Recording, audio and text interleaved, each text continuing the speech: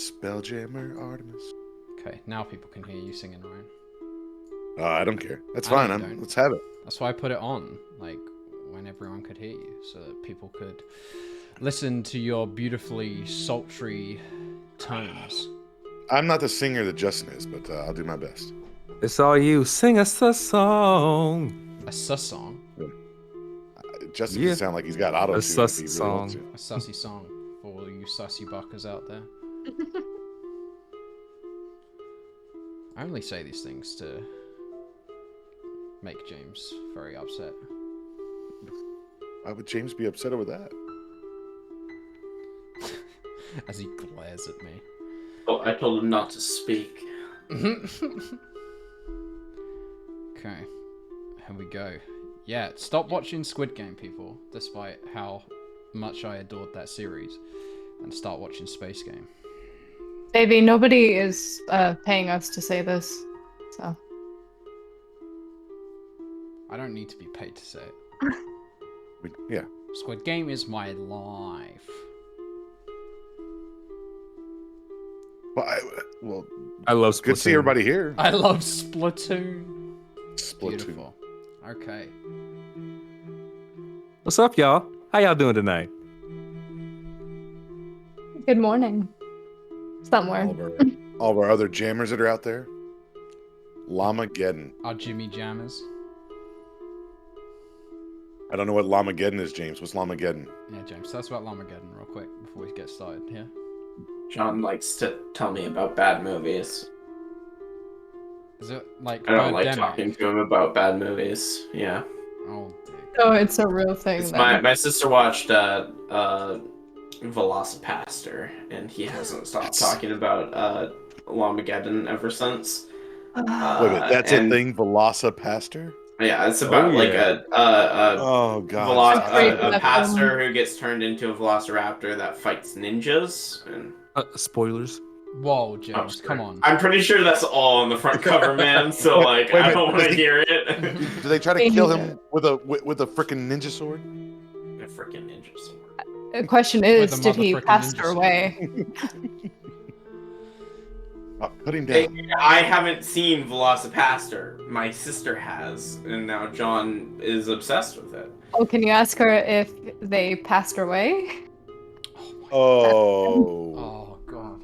Oh, it's too early for a pun, but I love it. It's the first 3 minutes of the stream, and you're already making me cringe. Beautiful. New world record. Thank you. All right, here we go. Shall we do this thing? Yes. Yes, Shall absolutely. we do this Yeah. thing? 100%. Okay, James is playing an alchemist today, so... Alchemist. Should have No. definitely played Yeah, that character for this campaign. But he had to be Way like better all than Gucci. Gideon.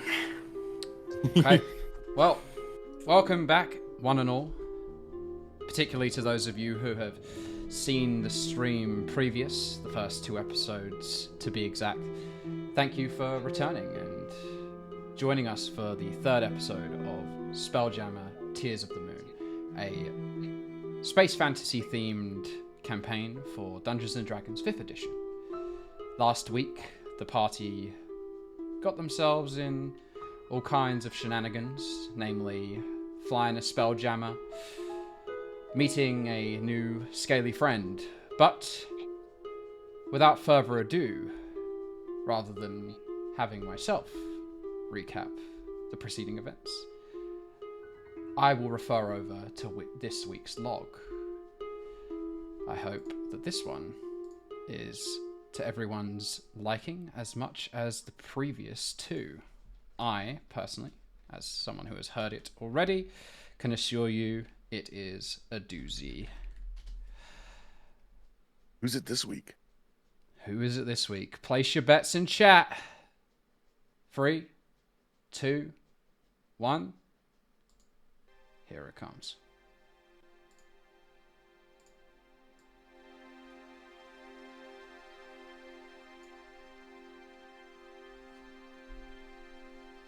Captain's log. Well, I did it. I finally went and fell off my rocker. The crew of the Artemis went from 2 members to 6 in less than 24 hours. Of course, it's still me and my left-hand man Torque, but now we also have Yue, the serene artist extraordinaire. And there's also Precordium, the young, insightful new helms. Wait, how old is Precordium? Anyway, he's the new helmsman of the ship. And don't get me started on the psychotic pyromaniac Chutney. But Celestian, the newest member, is the one that's got me baffled. This Dracon fellow comes bombarding my ship early in the morning, making demands and challenging me to a duel. Well, apparently, he missed the memo that he was challenging the fastest shot in wild space to a challenge. I came out victorious and gained a new crew member in the process. After that little escapade, we did some flying exercises through the Corsera asteroid belt. Precordium showed that he lived up to the hype that he garnered and passed with flying colors. However, when it was Yue's turn to give it a try, she humbly bowed out and conceded to Precordium's prowess. That made my job a hell of a lot easier. When we made it back to the Rock of Brawl, I was greeted by an old friend of mine, Admiral Icarus, captain of the Elven Armada. Old Icky and I, we go way back. He confirmed what I was thinking from the night my crew was ambushed. Gnarlclaw, the bounty I brought in alive, regrettably, has escaped. On top of that, his connections and activity with the Dark Crescent Syndicate are alive and well. I can't have that. So it's time to put him in a coffin with a bullet hole through his head. Old Dicky showed us to Gnarlclaw's hideout, and tomorrow morning at dawn, we strike. Back on the ship, as I was about to retire for the evening, the funniest thing happened. Celestian asked to have a word and confides in me that he's got history and a personal problem with the Dark Crescent Syndicate. I guess he and I have more in common than I thought. If we pull this bounty off, well, this one is for you, Fargrim. But maybe I'm getting a little ahead of myself. For now, I gotta think of something that will calm down the temperamental Haddo Z should he lose his temper. Looks like it's time for Gideon to giddy up.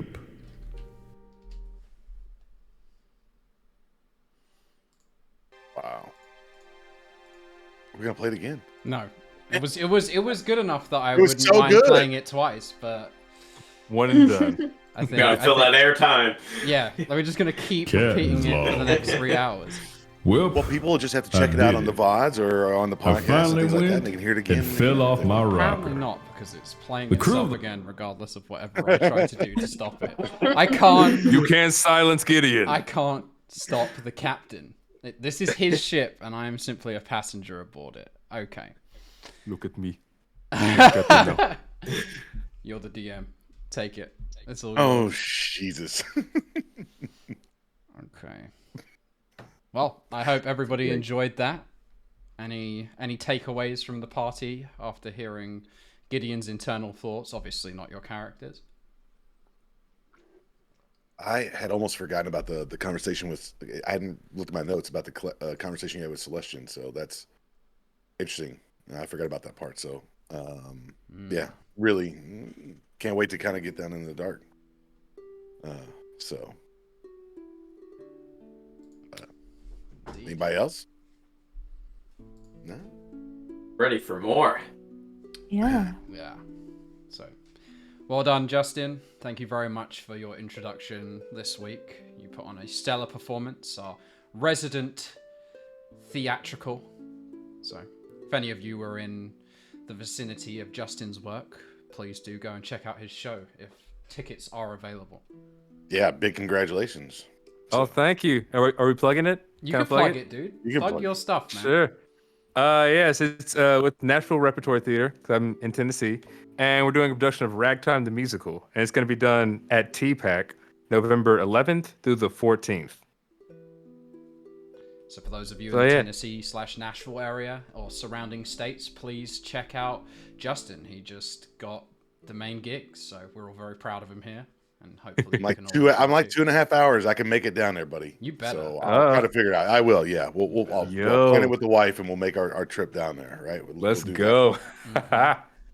And then we'll have to get some photo shoots of just Torque and Gideon, which is kind of like the way kind of goes back to. Yeah, tying make into sure to the bring original. your gorilla suit with you as well, Ryan. I have one. Yes, I have one in the closet. I pulled that one out on Saturday nights. It's just for fun. That's the And party don't suit. forget your chef's hat. That is the height of the Dimmadome one. I have some of those here. Yeah, I have the chef's Got hat my here, so hand. we'll bring them. So absolutely. That's it. He's shamelessly wearing his Texans cap this evening, but maybe Yeah, they suck, but it's all right. I heard in an alternate universe they are actually good, so that's what I'm going with. there are infinite multiverses, and there might be one where the Texans are not. What if the Texans were good? World peace has been achieved. All diseases have been eradicated. Tyrod Taylor wins MVP. Oh, that would be that would be kind of fitting. Yeah. Okay, well, a splendid introduction. We're glad to have everyone aboard with us today to do some jamming, because we know you like jamming too. We're going to revisit the Artemis, the Dragonfly class ship that Gideon calls his own, one that is now manned by a 6-person crew, I believe you said in your recap. A new day dawns for the party, and the smells of beautiful flavors and complex dishes radiate through the ship, like moths to a flame, or more akin to cartoon characters smelling the steam off of a pie by a windowsill. Each member of the crew wakes up to Torque's delights. Yeah, Torque has been working, all morning, and so at this point he's got he's getting ready. Probably as they're walking in, he's pulling out an unusual thing for, say, a morning time. But there's a cake that is starting to come out, and he's pulled it out of the ice box because he's let it cool off a little bit so he can start decorating it. And so he's starting to put the frosting on it, and then he's taking some chocolate icing on top of it's like a white buttercream type of frosting on type, and then he starts drawing out a grenade with the icing on there, and grabs a couple of candles and puts like a big candle right where the edge of the grenade is, and just then he tries to write out a name, but it looks nothing like it's supposed to at all. It's just complete garbled, it's his best. There's a couple added letters or whatever, so and he brings it over the table and sets it down in front of the group, and then he just looks at Chutney and says, "Happy birthday." What? How did you know it was my birthday? You put on the paper for the job. Paper for job? You know the application you filled out. Yes, yeah, of course, I remember writing that. I'll see the. You did? No, of course I did. I'll walk up, see the cake, and look over to Torque and say, "Hey, Torque, you do know there's no Q in chutney, right?" No. There isn't? Yes, he wrote "Happy Birthday." No, this is special though. This is special cake made by Torque. So everyone, make sure you take some with you. Well, thank you, Yeah. Torque. Much appreciated. So he'll start just kind of cutting up the cake, or he'll get the candle and light it, and then say, offer to Chutney first. Chutney, he'll look at me. You blow out candle. Why would I do that? If I do that, the grenade will not explode. That's not a real grenade. It's art, Chutney. Art? Hmm. You mean like the art of creating black powder weapons? In a way. But this one explodes in your mouth with flavor. Mouth explosion. Now that Gray's sounds starting to get it. delectable. Yes. Very Is this good one of the description. spicy ones or one of the sweet ones? It's sweet. Man, For your birthday, I'll make spicy oatmeal. I'm not sure how that would taste. Knowing Torque, delicious. Very well. So I'm to blow out this candle, yes? Yes, yeah, blow it out, and then you can make a wish. Okay. Before or after? Before you make a wish before. Oh. Okay. I wish for. You can't Don't say that the loud. wish. No. It's a secret. Oh. Mhm. Okay. Peculiar. I wanted to hear the wish. How am I supposed to transmit the wish if I don't say it loud? My You mother just used to think it tell to me, yourself. you can also use your heart. You wish it My heart. with everything you have. And it will come true one day. You speak in confusing riddles, witch. Just say, I hope I get brown sugar in my oatmeal next year, too. No. I'm going to wish for something for the whole platoon. Because you are all my family. And we are going to go on to do great things together. With lots of Now black you're powder talking, Chet. and explosions.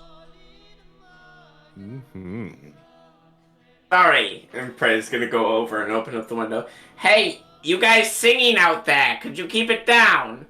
Oh, sorry.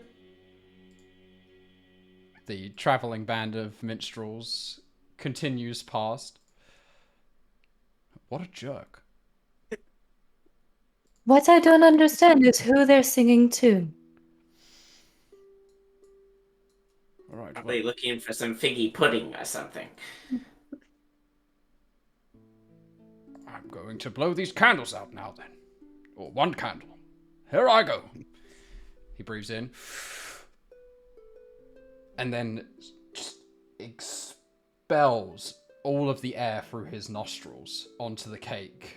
You watch as globules of saliva and snot laden the surface of the cake in this all-encompassing congealing mucus. Oh, God. I did it! The flame is extinguished. You did something all right. Now what? Now we peel the frosting off so we can eat the insides. I think you almost see a tear coming out of the corner of Torque's eye. As all his hard work just is demolished by this. And he'll just kind of slump back over to the stove and in the counter area away from it and just start doing more cooking. Yue And he slowly started- pats his back. When does my wish come true? Notices. If Yue's patting his back, you probably hear him just mumbling to himself. But if you're listening carefully, you may hear a few like ingredients that he's reading off. So Torque's like four eggs and a cup of flour and and then he'll stumble a little bit, trying as he's really, quite. He's quite upset. But Precordium's gonna cut a slice of the loogie cake off, and then put it onto a plate. Kind of like scrape off the top, and like flick it onto the platter, and then put that fork over there and pick up another fork, and then take a bite. Very good. Yes. Especially without the loogies. oh, I'm sure that was an unintended ingredient there, Torque. Did I do something wrong? No, just keep thinking about your wish. He improvised. Very well. But yeah, with that note, I hope everyone's ready to head out a little later today. We're gonna go after that. That Gnarlclaw fellow. Exactly. No, wait. I thought we were going after one of his associates, or am I wrong? They're all pretty much connected one way or the other, but the lead that Icarus gave us, taking us down this direction. And whoever gets in our way, won't be in our way for long. Right. Well, Today we when make should we get... calamari out of this squid. Where should we, when should we get going? Are you ready now? I mean, we're already in the ship, so... We set out in about 30 minutes, but, Torque, can I have a word with you when you get a second? Sure, Kitty. I'm just here. Mm-hmm. Everyone see to your preparations. And I will take Torque to the side, and I'll ask him, so Torque, remember last night when you said you were kind of unsure about our enemy that we're going to be facing? Yes. Very, anything that messes with the mind, my brain, Well, I had a stroke of genius. Do you mind if I see either your meat cleaver or your battle frying pan? he'll hand over his cleaver to you, and very, very carefully and cautiously. I will take it, and I want to use my magical tinkering ability. And I want to make a picture on the back of the frying pan of Yeah. Torque's ingredients. And I'll say to him, remember those cookies that you used to make? Mama's cookies, yes. Mama's cookies, exactly. And I want there to be like a picture of Mama's cookies and the recipe underneath it. So whenever he turns the pan over and looks at it, there he is. Oh, on the cleaver? That's what it's going to be on my cleaver on the side, on one of the blades? Oh, Yeah. that's awesome. Oh, that's amazing. We got like a whole recipe list on the flat side of your cleaver. Only when he like turns it up and looks at it. That's awesome. I got your back, buddy. Like an iPhone. Yeah, he'll look at you and then just hold it and say, thank you, Giddy. This is, I miss home so much, and this will just only help keep me balanced. So, thanks you very much. No, it's kind of difficult for you now, buddy, but He'll just we're grab on you this and pick together. you up, like while you're trying to talk to him. He just picks you up in his arms and then like raises all the way up and is just holding you tight and squeezing you and just like in a big Careful hug. there, buddy. Careful. Ugh. It's some real cutting edge technology right there. Oh, boo. Oh God! Boo. We're I need a 25 booing minutes in. We're 25 minutes in, and we've heard two god awful puns. Oh my goodness. What a start. Well, let's see if we can get a 5 of them in an hour. All right, that's the target now. I can handle that. The more upset I get, the closer the TPK becomes. Oh no. Adds one monster to the encounter. But no, he will then set you down and just, I already owe so much to you. Think nothing of it, friend. I'll look out for my crew. Torque is your friend, and Gideon is Torque's friend. Yes. Thank you. All right. I Gotta need to finish a make few more preparations. I need to make these snacks real quick. And so he'll start working on, because the cake, he's going to start making snacks for everybody, like a little snack packs that are done. Mix. To go back. They are. So there's like little like things that he's just putting it together in little snacks, and he's got each one is designed for each person in a sense of, so he knows that UA is her diet. He's kind of picked up now on things. Gideon, he knows, will eat anything, especially like anything's kind of like a greasy spoon would have. It's kind of, he's pretty much good down forever.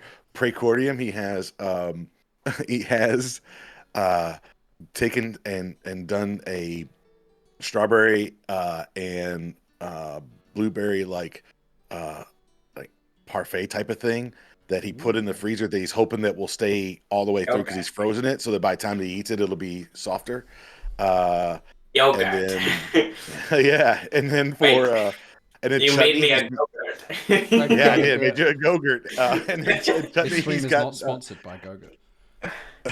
chutney. He's got a watermelon, like a pastry that he did, and then for Celestian, he doesn't really know what Dracons eat, so he has no idea. So he just made he fried up like an omelet of the Axbeak egg and some of the meat, and then just kind of like cooked it all together with some cheese, and then so it's like a little muffin in a muffin tin. So it's like a little protein muffin that he's got, because he figured that would be what the dragon or Dracon would want.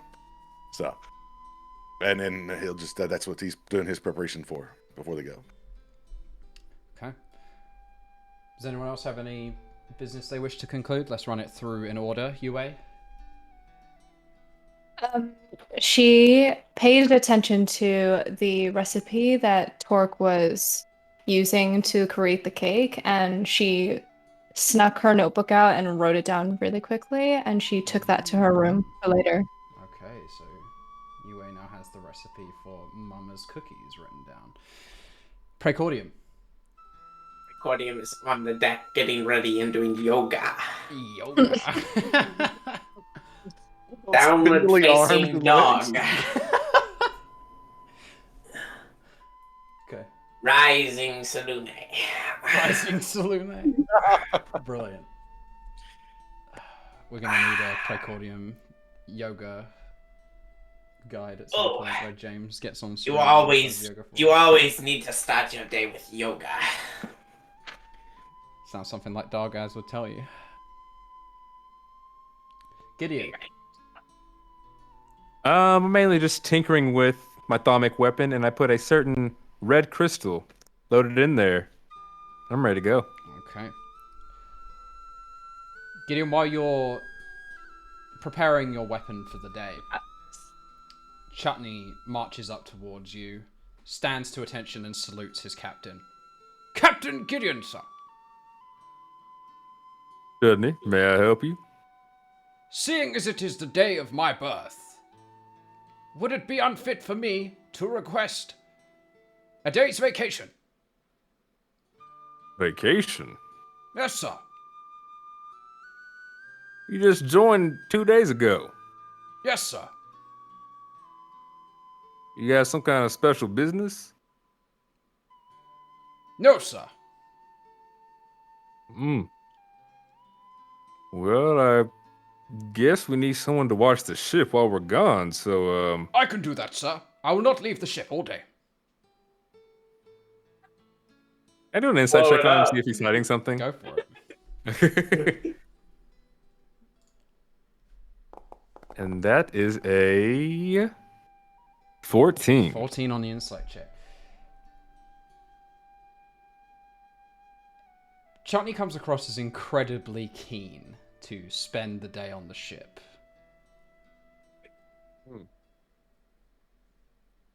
So long as you, and I mean this quite literally, don't blow the ship up. Wouldn't You think just of it, said. sir. You're thinking of it, aren't you? No, sir. Never. Can I insight him again? Go for it. How much is a new Spelljammer, Rob? Just in case we had to buy one. You don't want to know. That's Okay. a 7. Seems sincere. All right, birthday boy. Watch the shit. Thank you, sir. I will guard it with my life. He immediately takes Alright. off below deck, and you hear his door slam, to his room. The chutney cellar. Okay. The Chinese cellar. All right. I finished my preparations. Okay, He's gonna kill us all one day. everyone is prepared. I need to step away for 2 seconds. I will rejoin you all in just a moment, but perhaps our wonderful cast can take this opportunity to Everyone must enter lotus position. do yoga, apparently. Oh, we could cover off that. No. We could cover off though while you're doing it. We could cover off a little maybe announcement of the fact that we're obviously the podcasts are going up. So we've been putting those out right now. They're already on Amazon Music. It's listed out on Spotify. Spelljammer Tears of the Moon, obviously the name of the stream. They'll be out on Apple and Google hopefully in the next couple of days. As you know, they have a little bit tighter rules.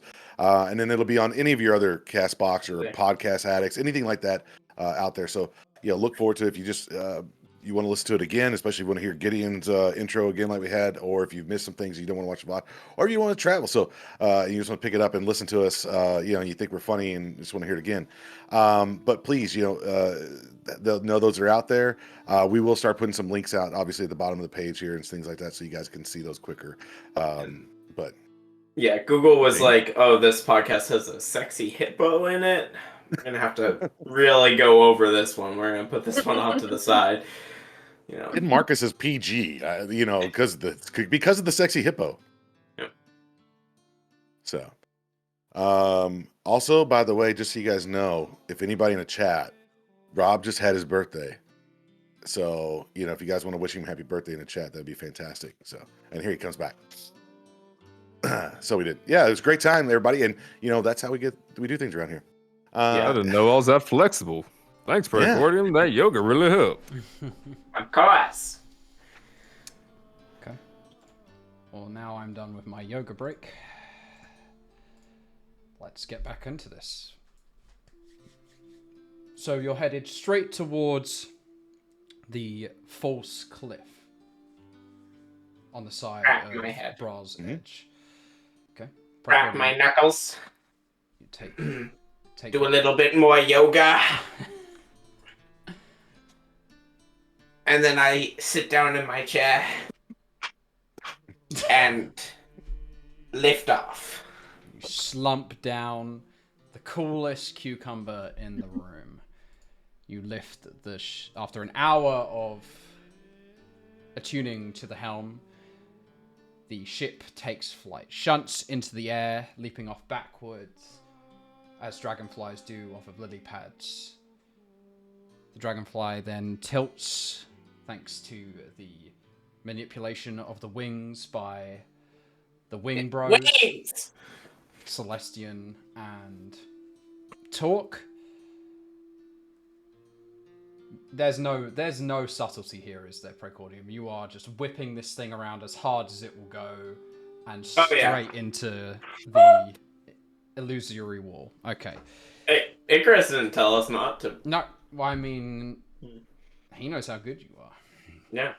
Okay, so you whip the entire vessel around. You do a jackknife dive up half loop-de-loop, straight down, and then into the cavern where you land the ship on one of the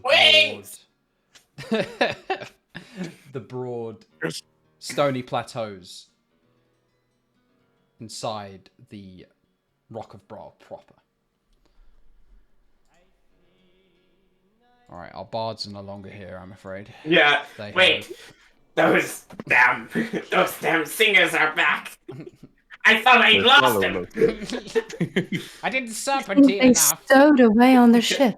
They're in their caverns They're in downstairs. Johnny's room.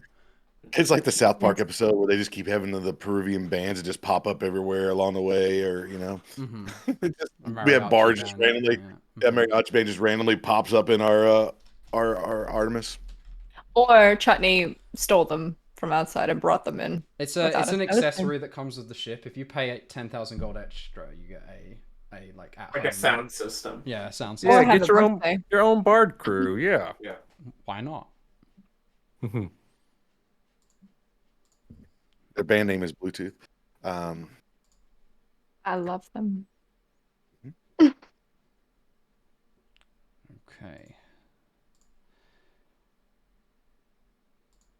Just give me one Okay. more moment to adjust the music for this section. Ooh, cavern bards. Sorry, knew? Escape online player is still in beta. I'd like to remind everybody, hopefully some of the bugs that I experience will be smoothed out. in the I would. I'll grab my packed lunch from Tork and say thank you.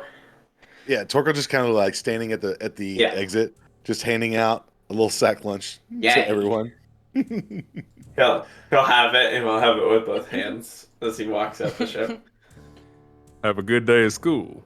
Have to employ Yue the takes buddy system. hers, and he finally figured out exactly what a 1,000-year egg Hi, was. Chutney! And just hugs him and kisses him on the cheek. Good luck, everybody! When you return, we shall celebrate. Remember what I said. Don't blow up the ship. No, Captain! As you command! I'm tempted to do another insight, but I'll pass this time. Every sentence he says from now on is an insight check. Okay. He'll just blow something up on the outside of the ship. That's what's going to happen. Why You weren't ruin specific my enough. Plans? Come Oh, I was just because as a guy who's been a DM, just like Oh, James, probably thought the same thing. That's what we So- as DMs. So it turns out Chutney blew up a stalactite, and it hit the ship, and now the ship is broken. Didn't touch the ship. I think he's actually making his own happy birthday fireworks. That's what he's that doing. would be dope. That'd be dope. Yeah.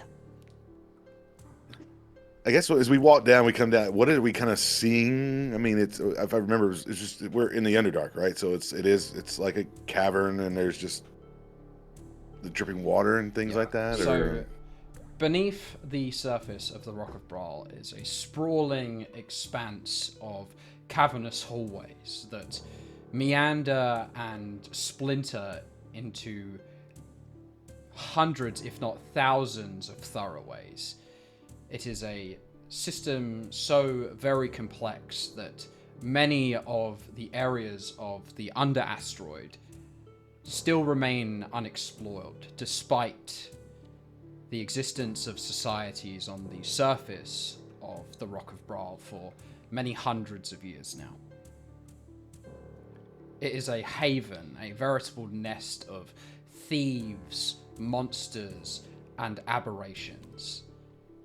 An area only the truly bravest or foolish of adventurers would ever inundate themselves with.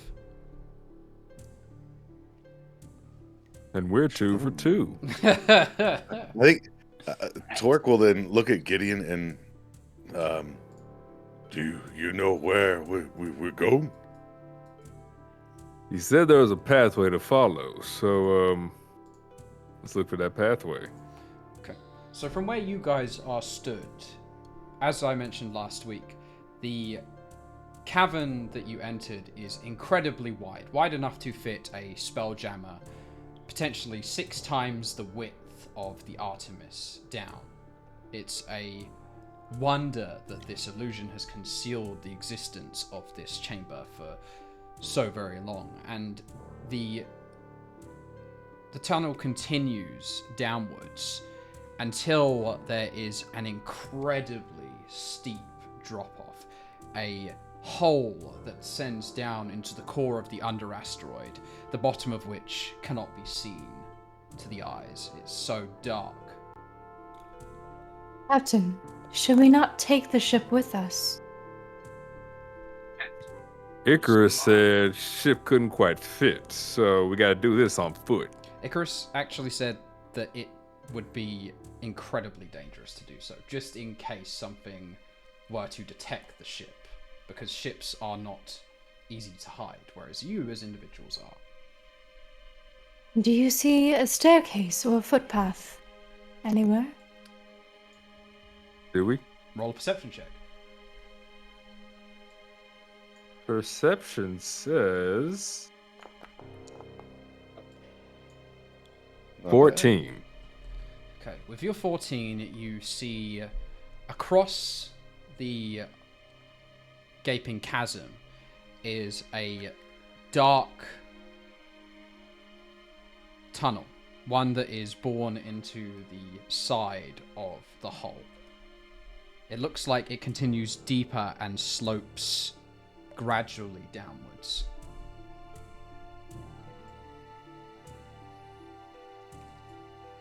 That might be the way right there. And absence- We'll need some light. And Precordium's gonna go into his backpack and pull out a torch. He light it on fire. I need light. No sea will. Fireball. It is pretty dark. Yue presents a torch to Precordium. I have one. Remember, Yue doesn't need a torch. She has a spell that creates light. Yes, but for how long? For longer than the Forever. torch. Forever. Yeah. As many times as you And it's a cantrip. It is Yeah. indeed. So you can repeatedly cast light on an object or individual, if you consider people objects, to create a torch-like amount of light on said object or person. So would Yue like to cast light on anything or anyone? Indeed, she would. She casts light on her paintbrush and holds it outward. Nice. Okay, so Yue is issuing light from her paintbrush. Precordium, you have a torch, and Celestian will also offer a torch over to you and ignite his on yours. Cheers. Thank you kindly. Boss, are we planning on going about this real quiet like? Yes. The Well, less then people I know have- that we're here, the better. Well, then I have just the thing. Please forgive me. I'm gonna go. Achoo! And as he sneezes, a mist of dark fog expands out from Precordium and wraps around the group. And I'm gonna cast Pass Without Trace. Okay. So, a dark miasma of shadow and muffling essence wraps around each member of the party. Sorry. Allergies these seasons. I'm grateful for these allergies. Now, everyone, keep quiet. And I'll start doing like hand signals. Okay. So you start to gesture in the direction that you wish to travel. Now, the tunnel is on the opposite side of the chasm to you. How do you intend to arrive there? It's about 60 feet across from the perch you stand on. Is there anywhere where there's like a closer gap or a wall or something, or a way that is it just the gap on the floor, or is there the ceiling? Is it connected to the ceiling? Yes, so the wall, you can see the ceiling. The ceiling is about 20 feet overhead, all connected to a circular hole, or the walls are circular around that descend down into the hole.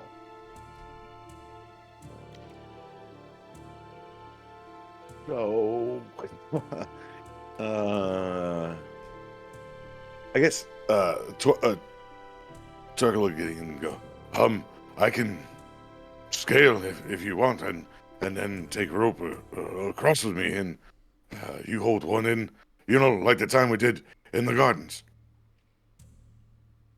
Good thinking.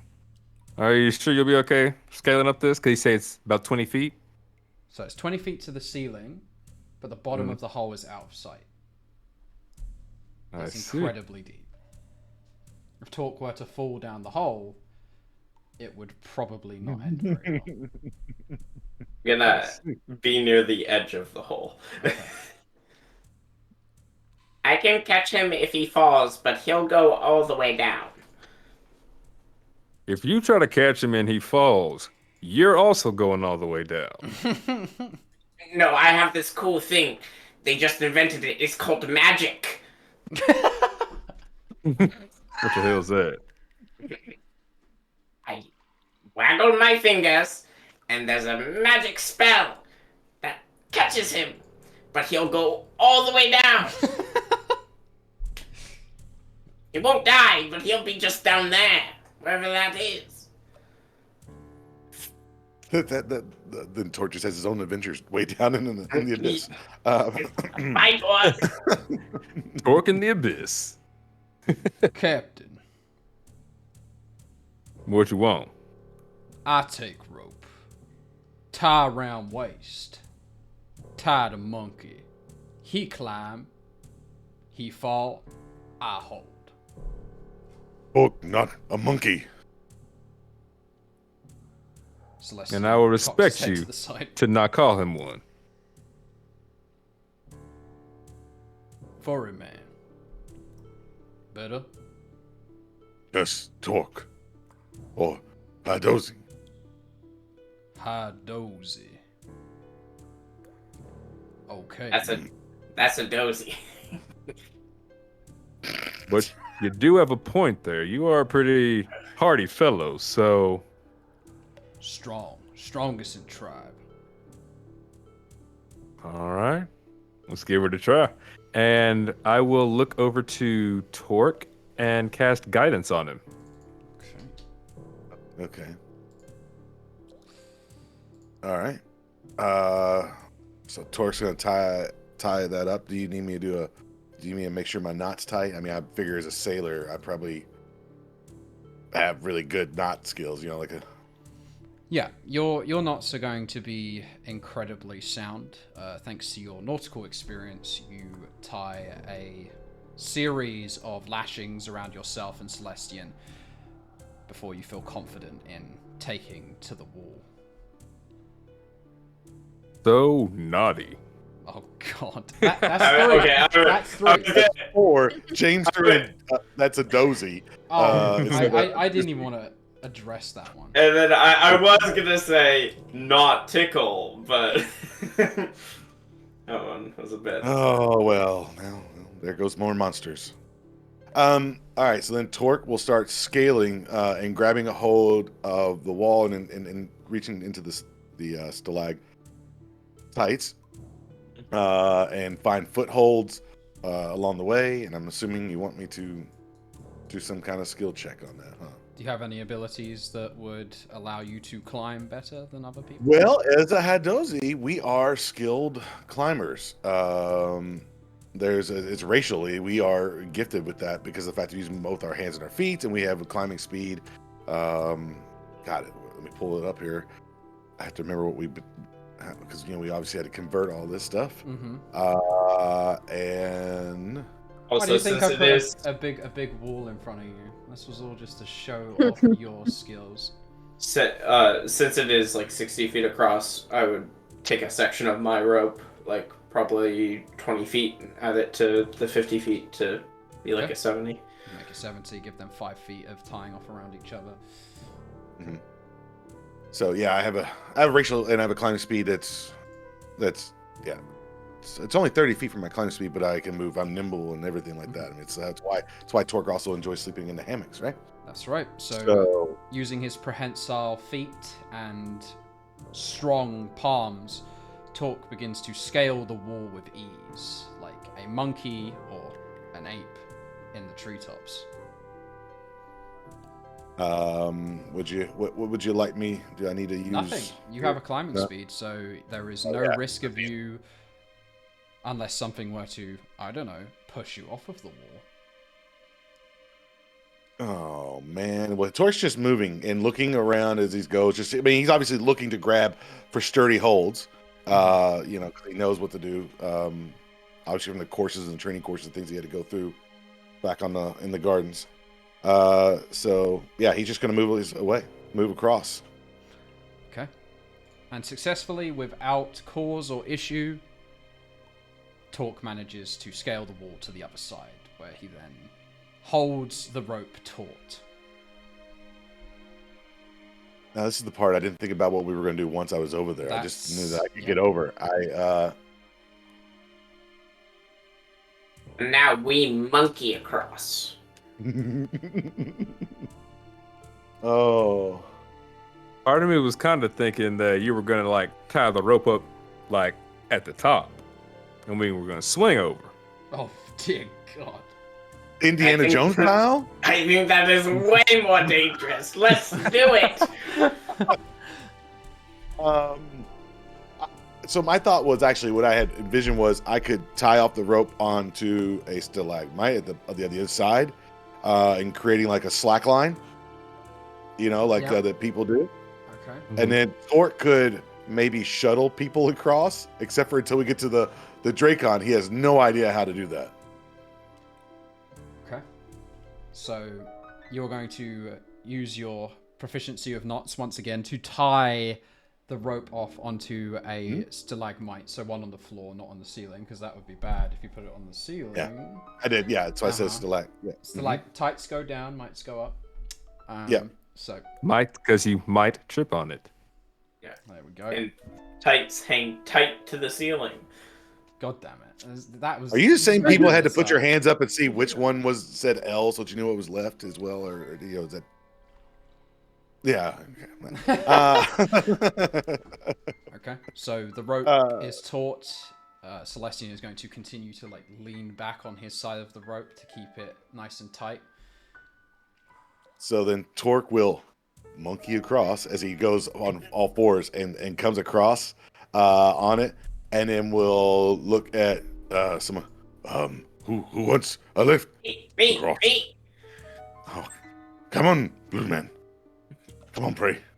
And he'll offer him to sit on his back, and then he'll climb up, and then Prey will hold the lunch bag, but it's like over Torque's face. I can't see. Move the bag back, please. Sorry. How much does Precordium weigh? Precordium weighs. Good question. Torque's strong. He can handle him. I know that he can handle him. This is just I'm gonna have to make a point of the person you can't lift. Precordium weighs 160 Gideon's pounds. not a small man either. Gideon is 6 foot 4. His Torque is 7 foot he's basically like Chewbacca. He can handle. How do you see how much total you're carrying? We could say you left your supplies off. Okay. For the scaling, and then Torque can come back and do those as well later. Okay, yeah. So 160. Easy. Featherweight. Torque puts you on his belly like a mama Yippee. apron. Oh. Takes you over. You have a. Leave my nipple alone.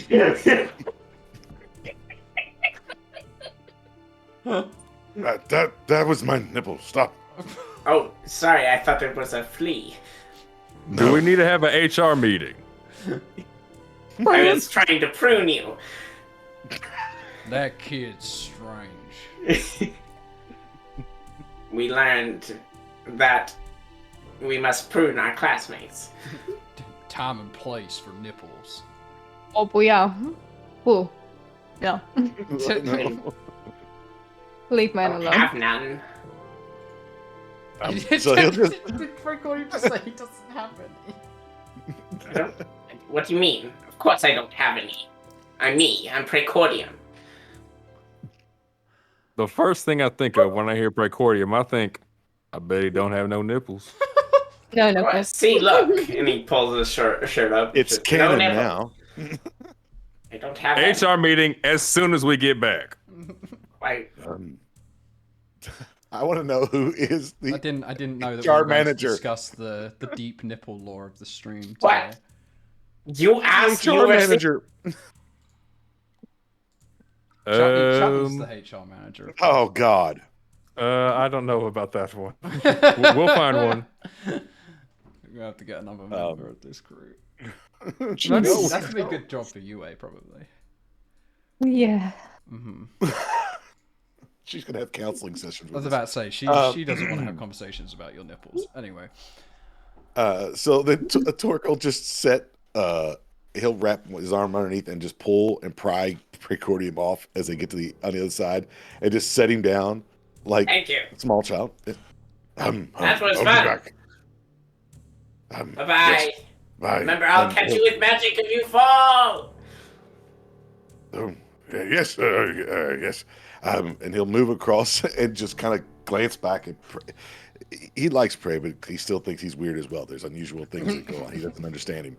And he'll shuttle across. Rightfully so. He'll get scurry across again, and then look up and who's next? I'll go. You can just climb on back and hold on tight. Grab hold of my fur. Okay. And Yue kind of she's tiny, so she ends up accidentally choking him a little bit because her arms are so short. And he'll just start moving across. He gets ready to cast Featherfall. Every now and then he he tries to stretch his neck out a little bit to get a little bit more air. And every time he moves, she goes, "Liberty." So it's like endless apologies all the way across. All right. Does he make it across with UA? Any issues there? With UA? UA weighs even less than precordium does. All right. So then he's gonna go back. After he'll kind of walk over and then let her slide off on her own, kind of to get off the back, and then he'll scurry across now, and he'll look at Celestia, and then go, "Oh no, not yet. Get him." Hold on. I'll go next. Okay. Gideon, how much do you weigh? 270. Talk, what is your push, Damn, carry, that drag, boy lift, thick. total? Yeah, this is my point. I don't think you can carry Gideon. Because your I don't push, know. carry, What's drag, that lift is your strength score times 15. Okay, let's see. So my strength score is I'm not that strong. I'm more dexterous. You're not. You're very, very spry ape. So 12 times. So you said 12 times, like 50? Is what I calculated it to be. 12 times 15. 15. Oh wow. So yeah, I can't. I think Gideon tries to climb on, and Torque's like legs give out. He's like right on the cavern floor. You've been eating too many of Torque's of Mama's cookies. That's I can't. I'll take offense to that later, but for now, you might have a point. Talk, I will allow you to carry twice your typical capacity if you rage. Okay. So then Torque will then I guess he's getting frustrated because of the fact that he knows these guys strong. He gets a little bit and then also he's still thinking about what the hell he's going to do with Celestian. So knows he's got to get done. So he'll rage, and we'll expend one of those. And then he will. Wow, that did some crazy stuff in there. He will move. He'll then try to lift his legs up again. Hurry, we got to move fast. You're heavy. Okay. Are you going I'll to cast guidance on him as Okay. well, just in case. Are you going to dash to get across the ropes within the time span of your rage before it ends? Yes.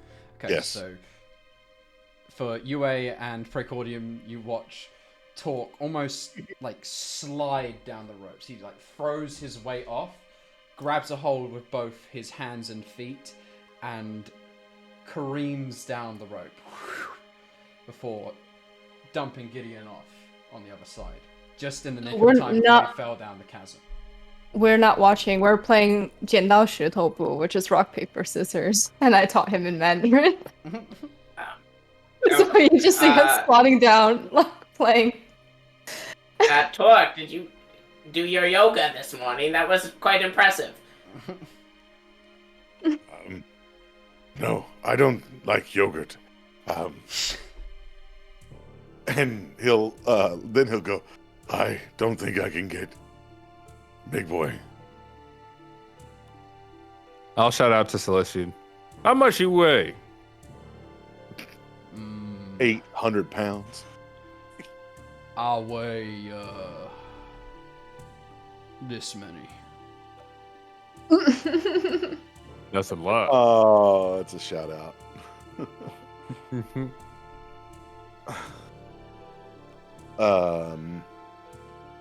So he's 400?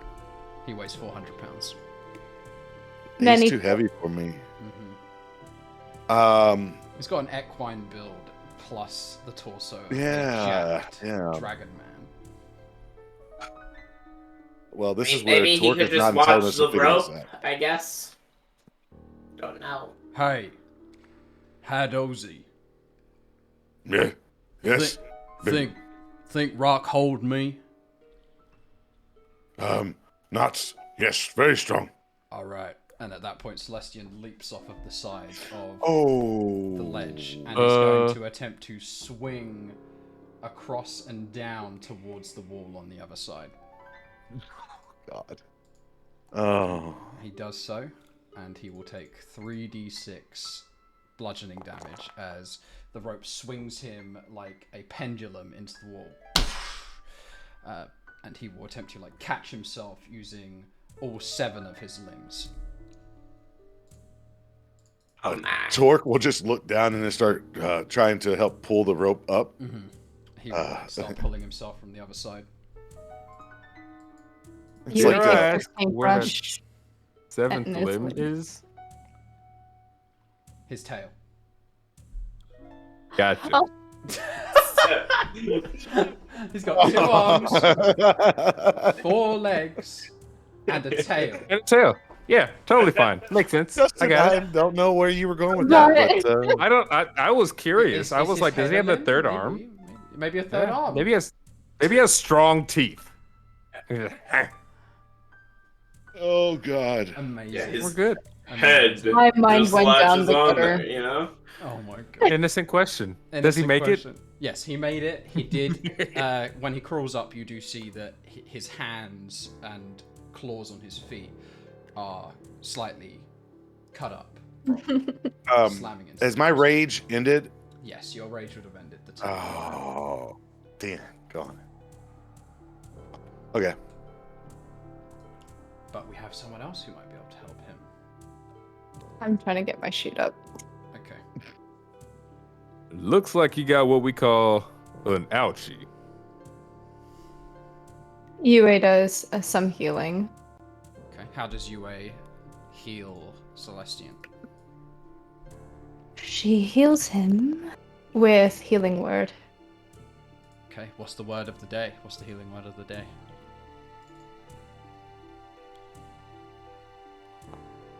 Oh, that's a good roll.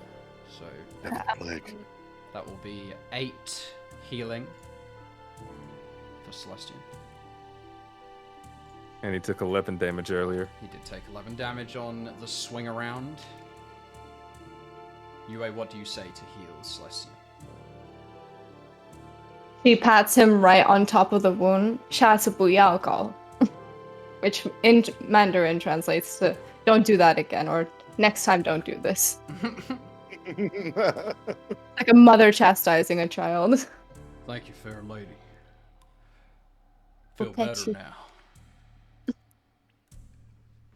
Anytime you injured, come to me.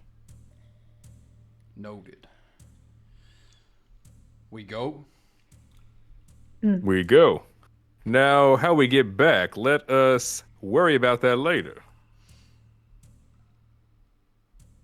But for now, let's head on. Okay. We should go quietly though.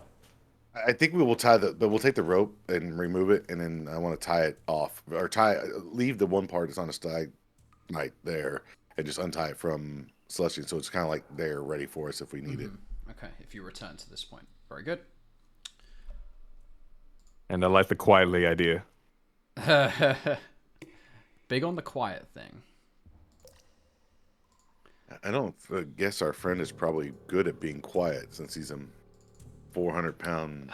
Well, we have a +10, so hopefully. 400-pound, heavily armored quadruped, but he does have a +10 he to is his armored. bonus. Yes, he wears chainmail, ceremonial chainmail that is polished to a outstanding gleam.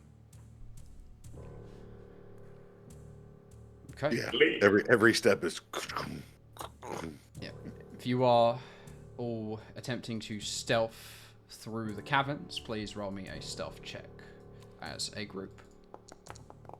Oh, 32 from Precordium. Oh my god. Okay. Precordium rolled a crit on his die, equaling a 22 on the base roll, plus 10 from the Pass Without a Trace spell that he cast earlier. Everyone else, Yue, a 17 with her bonuses added, makes that 27. Gideon, a 16 with bonuses added, 26. Celestian rolled a critical on his first die, which would have resulted in 21, but he has disadvantage on stealth checks thanks to his armor, and thus, with his bonuses added, rolled a 9, plus 10, a 19. Torque, with bonuses added, rolled a 14, 24. Oh, plus 24, yeah. Yes, so. Surprisingly, for as large as Torque is, he's very nimble. Yes, despite Celestian's jangling armor, the muffling of the stealthy effect is suppressing much of the detectable sensors that the party is producing. You must become the wind. Move. Like a drifting dandelion. No. The saying is you must flow Recording like disappears. Just like into the darkness. Like a dandelion in the wind. Like a dandelion. Do you mean the dandelion, or the when it turns into the white cotton thing that flies off later? Is that what you're talking about? Yeah, I can see that now. I was just imagining a dandelion itself like flying through the air and. Stem and all just tumbling. Okay. Give me 1 second while I change the map over. You should all be seeing a battle map. So after a further half an hour of trailing through this single shaft of the subterranean cavern, you find yourselves entering a series of chambers that are lit by torches. At the end of the tunnel system lies a small, low-ceilinged cavern. Water slowly drips from the stalactites at the top of the cave, inviting the stalagmites below to join them. More haunting than the droplets of water slowly rippling are the series of sconces that contain flickering torches within their bronze mountings. As you observe the chamber, you duly note some detritus on the floor. Guano, bare animal carcasses, and potentially worse. Bears! No bears.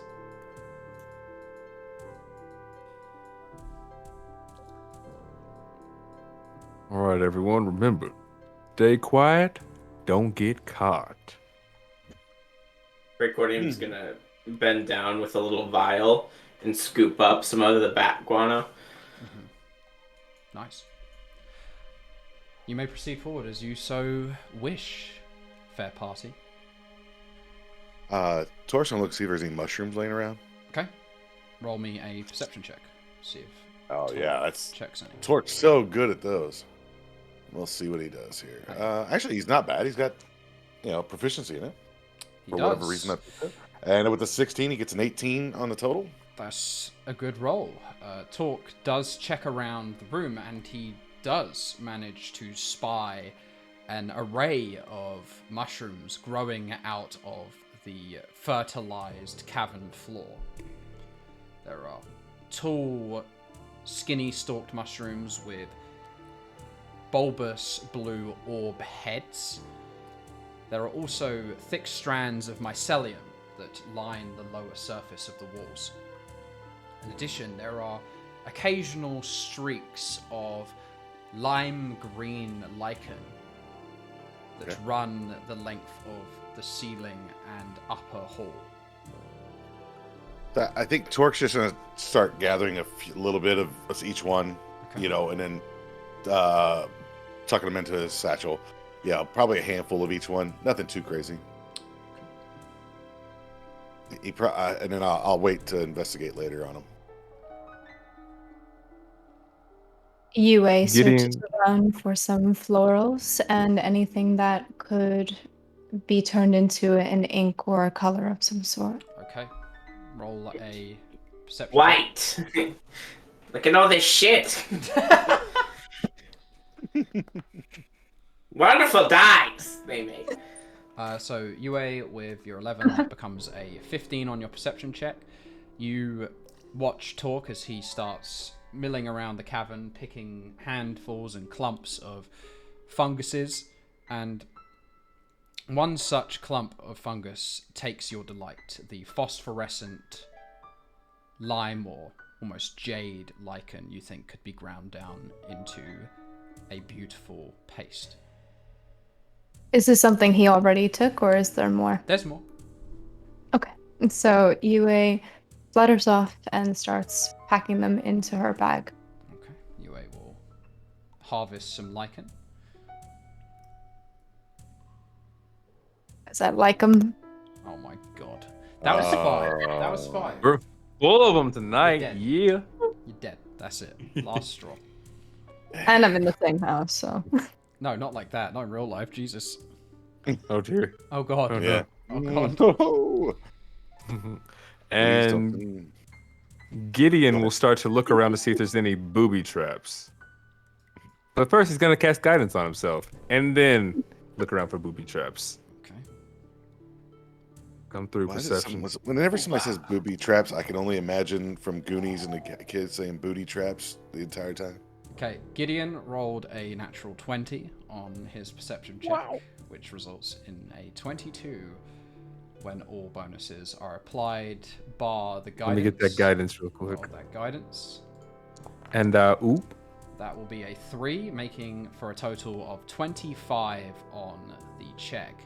Gideon, you search around the area that you can currently see, and you take a moment to close your eyes and listen carefully, but it doesn't seem to be anything immediately dangerous in your vicinity.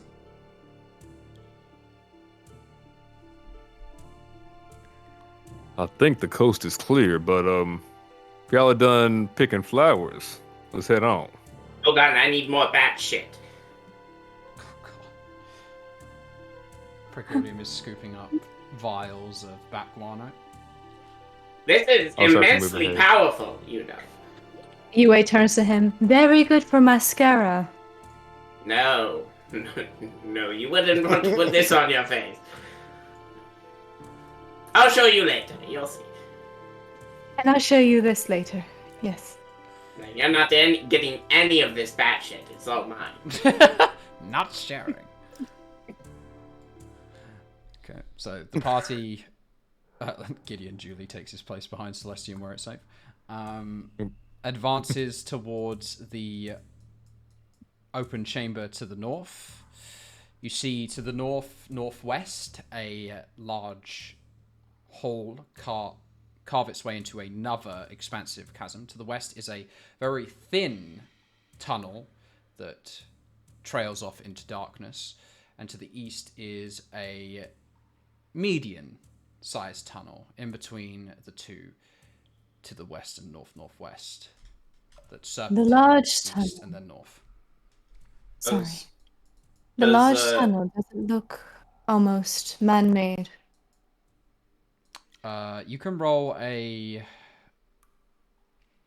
investigation check to see what you make of this cavern. Okay, Yue, that is a 2 on the roll, a 3 when all bonuses applied. You do, in fact, believe that this is a man-made cavern. Can I, does Celestian have like a piece of leather connecting his pauldrons together? I see in his Yes, art. he does. I'm gonna like place my hand on his back where it connects back there and put it on my chest, and I'm gonna cast Mage Armor on myself. Please, could you lend me a little bit of that sturdy hide, my friend? Oh yeah. No break. I'll be sad. Recording will wink at him. He looks befuddled at being winked at. Winks both eyes in unison. Right, onwards. Right. Eeny, meeny, miny, mo. I think the way we should go is west. Okay, Gideon decides that west is the first way for him to check. Lead onwards, fair captain. Yeah, that tiny little cave over here. Anyone think they can fit through? Because apparently all the cookies I ate say I cannot. The tunnel is wide enough for you to get through. It would be too large for a large creature to squeeze through, though. Celestian, mind keeping watch? Or you think you can fit? I fit, but maybe best I wait. And he rests his shoulder against the wall and pulls out his sword. I'm the quietest. I could go ahead. By all means. Be careful. Shrink up and start weaseling his way through this crack. Okay, so you pull your arms in together tight and walk through the tunnel, facing horizontally rather than turning yourself to the side and side saddling through. His at first he goes one way and his nose like brushes up against the rock wall, and then he goes the other way and his ears brush up against the wall, and then he goes this way and he's finally able to make his way through. Okay. Alrighty. The structure of the walls make it incredibly difficult to see what is at the end. You can just notice that there is light issuing through the seams of the rock. But now that you are close enough, in fact, standing in the threshold between the crack and this small chamber, you are now witness to what is contained within.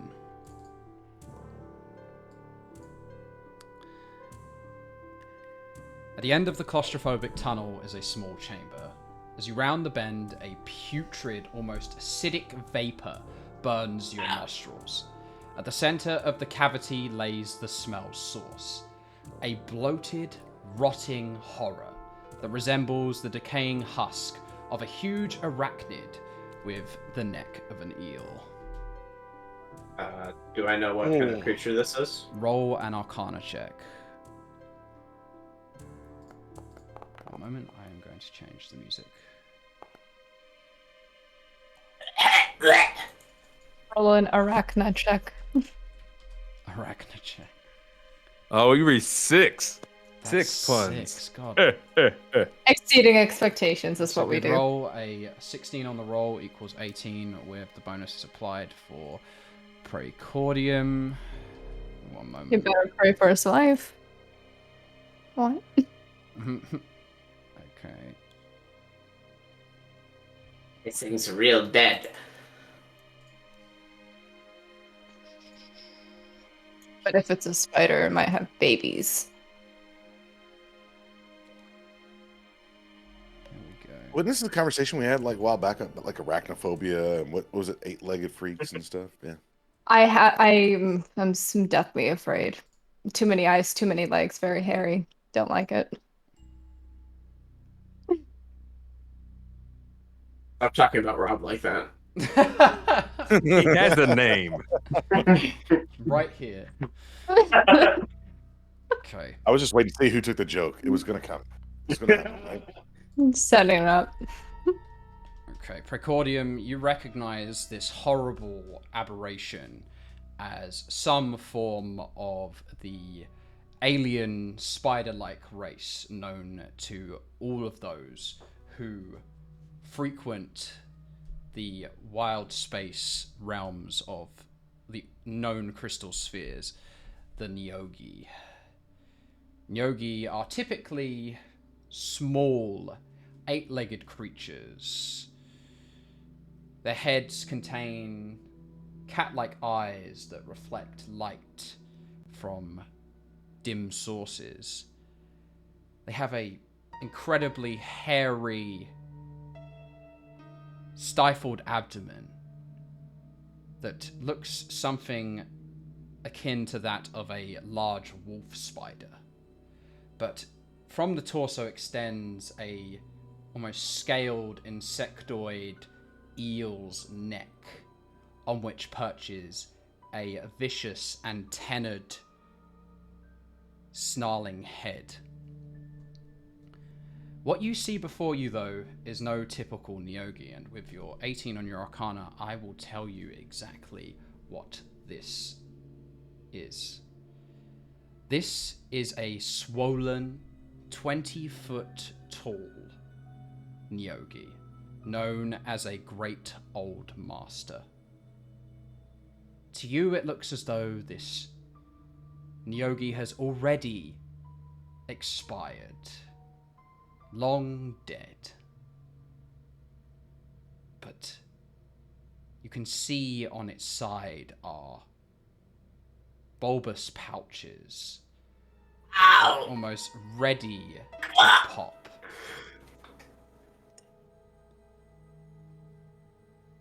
You know that being near one of these creatures in this cycle of a Neogi's reproduction is incredibly dangerous. Get the hell out of there! Okay, are you going to attempt to take a step back? Yes! Okay, Precordium steps back into the tunnel, and as he does so, you hear a cacophony of bone-tingling skittering. Suddenly, a bursting squelch erupts from the corpse. A cloud of tiny, long-necked spiders explodes in your direction. Oh I my would like God. everybody to roll I like you did this on purpose to me. initiative. I will call out Oh. in the chasm. Yo, Precordium, what'd you see? Just screaming. I don't know if any of it came through No, in we my didn't. mic, It but completely capped out. Oh, you attracted everything to us. That's what you're saying. 11 on my initiative. Look, I put them on the last poster. This was hinted at.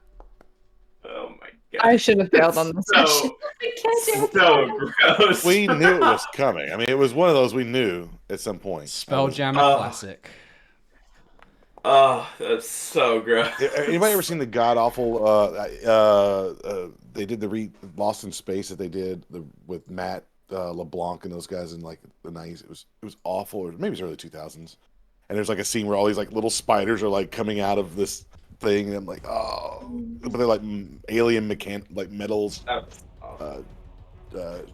like skeletal structures. Christina is becoming increasingly more and more uncomfortable.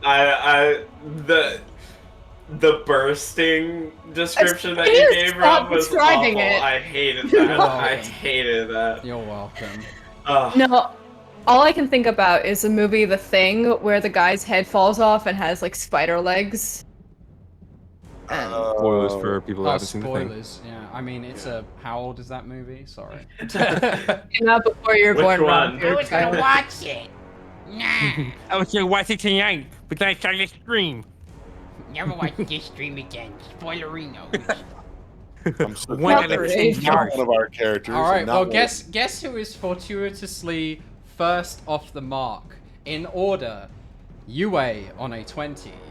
The swarm Oh, of fuck off. spawn Neogi hatchlings on 18. Gideon on a 15. Torque on 11. Our Dracon Celestian on a 10. Precordium on a 5. And then the swarm of spawn Neogi hatchlings again on a 5. There are 2 swarms of these tiny, What? hideous eel spiders. Everything that is holy, somebody help me! Poor Precordium. Oh my god. So I'm gonna cast Bless on him. Yep, good idea. Who else you It's gonna- casting Bless on? I'm gonna cast it on myself. And who else is closest? I think he's huge. He's fine. I'm gonna cast it on Captain as well. Okay, so Bless is going on Precordium, Yue, and Gideon. Very good.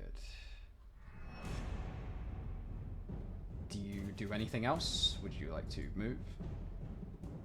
I'm gonna move out of his way so he can get out. Okay, so you move out of the way.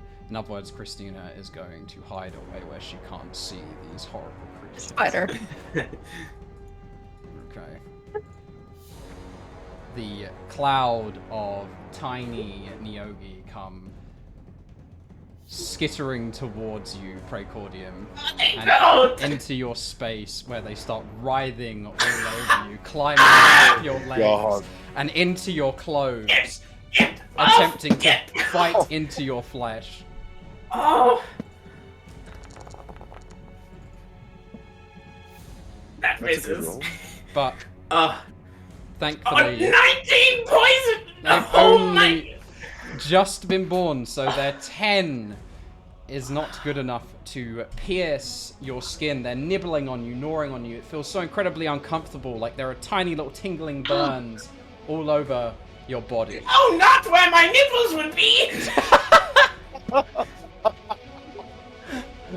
And so that's Gideon. Jesus.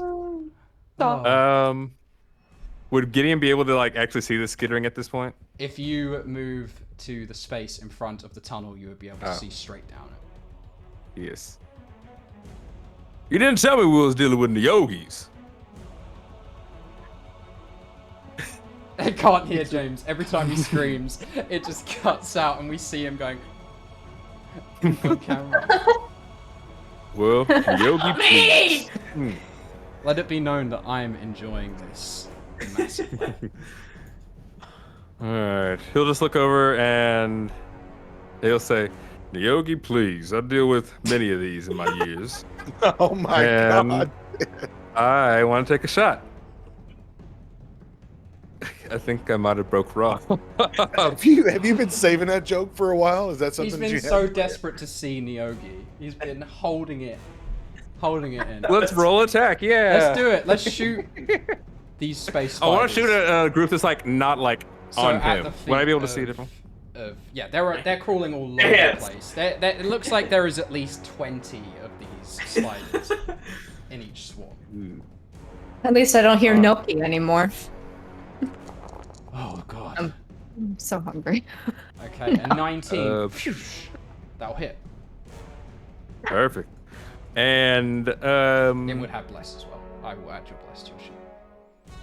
perfect. Thank you. Question: would I be able to discern, since I've seen Neogi before, if they're susceptible to anything? Like they ain't a fan of fire. Roll me a Arcana check with advantage due to your previous encounters with Neogi. Well, shiggity, let's go. Okay, that is a 15 on the roll. Added bonuses, 20 total. Okay, so you know that mature Neogi have much more potent qualities than the infantile hatchlings. Hatchlings are incredibly basic in their attack patterns, particularly ones that have only just spawned. You know that Neogi hatchlings, on the day that they are spawned, tend to firstly devour the old master, gaining the strength of that they were born from, and then they fight one another until there's only one of them left. Oh. But Can we just block off they this have room? yet to Highlander each other, so all of the weak and feckless Neogi are still here. You believe that the only ability that they have going in their favor is the fact that they are in a swarm, and meta-wise, you know that swarms are resistant to physical damage, i.e. bludgeoning, piercing, and slashing, even if it's magical. But area of effect attacks are particularly potent. You also know that attempting to inflict certain conditions on swarms is nigh on impossible because not many spells allow you to target multiple creatures. I see. Are they susceptible to any elements? No. I'm guessing fire. Well then. You think fire would do a good job, but it's no different to any of the other elements. All right. Well, that was my action to shoot. Bonus action. Since I can dual wield, I know a thing or two about two pistols, so second shot with my second gun. Okay, so It's not looking great. It's an 11 to going hit. to miss. That is a 3 on the roll, even with the bless. It's not coming through. Alrighty, so 7 piercing, reduced to half for 3 on the first attack, followed by 2 fire, which deals the full damage. 5 total damage for Captain Gideon on the first round. Alright, and I will just call out. I'm getting out of the way. You get out of there. And I'm gonna move. I feel like he's just very stuck in there because he's freaking out. So he's just like, It's like when you're pinballing back panicking and when you're in a forth. swimming pool, Yeah. but you're actually only 2 feet from the bottom of the water. You can just stand up. yeah, but panicking and And you're pinballing is like stuck a wall. in the side of a chasm with spiders crawling up you and biting you. Yeah. Sounds like Christina's worst nightmare, honestly. Oh dang. Stop. That's my turn. That's your turn. Talk. It's talk time. Torque. Yeah. So Torque doesn't know anything about these things, so he doesn't know all this stuff. So Torque's going to. It's ready. I'm gonna lead them out. Well, that's a little late because Torque was already going. So Torque's going to rage, and he's going to go in here and climb along the walls to get right in here. Okay. And then he's going to whip out now the new Mama's Cookies recipe enhanced blade and swing and miss wildly with a 10. Wasn't recklessly and- attacking. It's on the other side. No, I didn't call it reckless attacking because I figured I was. And then he'll swing again. His where's my? It didn't save on that one, so we'll just pull this up over here. He'll pull out his serrated spatula and go for another one, even though it says let's roll. And I don't think you get to make that attack this round, right? Because you rage. As you rage. Yeah. oh yeah, you're right. So I don't do But it. That's good you because do that was draw a it ready for the next round. Okay. yeah, which is good because that was a 1. So I'm glad to get rid of Didn't that. happen. Didn't happen. One. Yeah. Pixar, it didn't happen. Okay. Does that end your turn, Talk? Yeah, that's all Torque can really do at this point. Alright.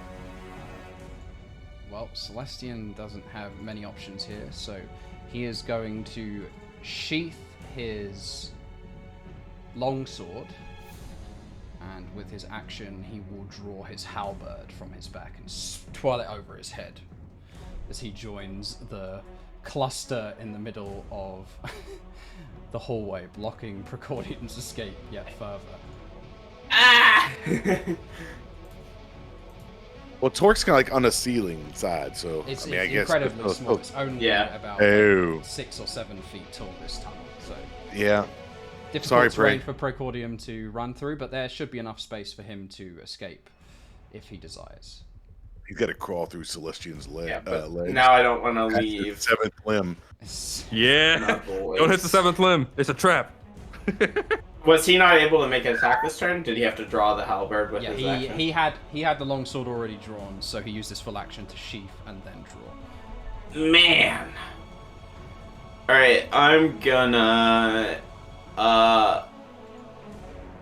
reach down to the spiders nearby and say, Get off of me! and I'm gonna try to shocking grasp them. Okay, so you attempt to send a pulse of electricity through the ground. And you, wow, okay, that's effective. A 26 to hit for 8 lightning. Limited power! Okay. The rest of the crew watches as lightning streaks from Precordium's hands all over his body, but doesn't seem to conduct into his person. A couple of Neogi hatchlings drop off of him, shriveled and twitching after being shocked. And then I'll, so 10, 20, 25 to right here, You I can believe. 5 Right? if you want to. And then, I mean, at this point, I might as well stay here. Okay. So that is where I will end my turn. Have fun. The second Christina's face the entire encounter. Just going to dash. grossed out. the Excuse entire- me. Excuse me. So Swarm dashes onto the ceiling where you are talking down onto your hands. They stick to the walls like Velcro. But that took their dash action to catch up to you. Yue, you're I don't know if I want to cast Sanctuary. It might be a good option to protect your friends, but remember, if anyone makes an attack I know. while Sanctuary is cast, it goes down. The best I defense mean, is a I good could offense. just cast Sanctuary, someone else can attack, and then I can, like, figure out with Healing Word after. Probably not be a the back- best decision. Yeah, no. It might be good to put it on Torque since he's in the line of fire. It will save him from. It might save him from an attack. An attack, yes. Okay. Which so I'm with gonna, these things, it looks like they're pretty scary. Alright, I'm gonna cast Sanctuary on Torque. Okay, so you pop down and whip the paintbrush that is glowing across the air in front of you, and you draw the Shawnese character for protection. Hell no to spiders. No, just hell no to spiders. Spiders, no, in Shao. No, you just see her saying no, no, no, no, no, over and over again. Would you like to use your action to cast Sacred Flame as well? Yes, I would. Okay. Dexterity saving throw for the swarm.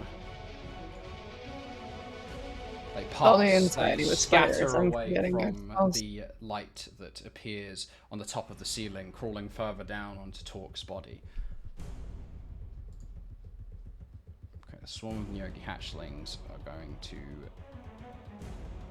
move through Torque's space, as they are tiny creatures. They can do so, and into Celestian space, where they will attempt to bite down onto the Dragon Centaur. Ew. 21 will hit Celestian for 5 piercing and 12 poison damage. He will then roll a DC 10 Constitution saving throw, which he passes. If he would have failed, he would have been poisoned. That ends the swarm's turn, as Celestian is now clad in the Neogi hatchlings. They have gotten a taste for flesh after nibbling on Precordium, and now are biting through the thick scaled hide of Celestian with far more force. Gideon, you're up. I will shout out to Celestian. How you feeling? You gonna make it? Strong, no problem.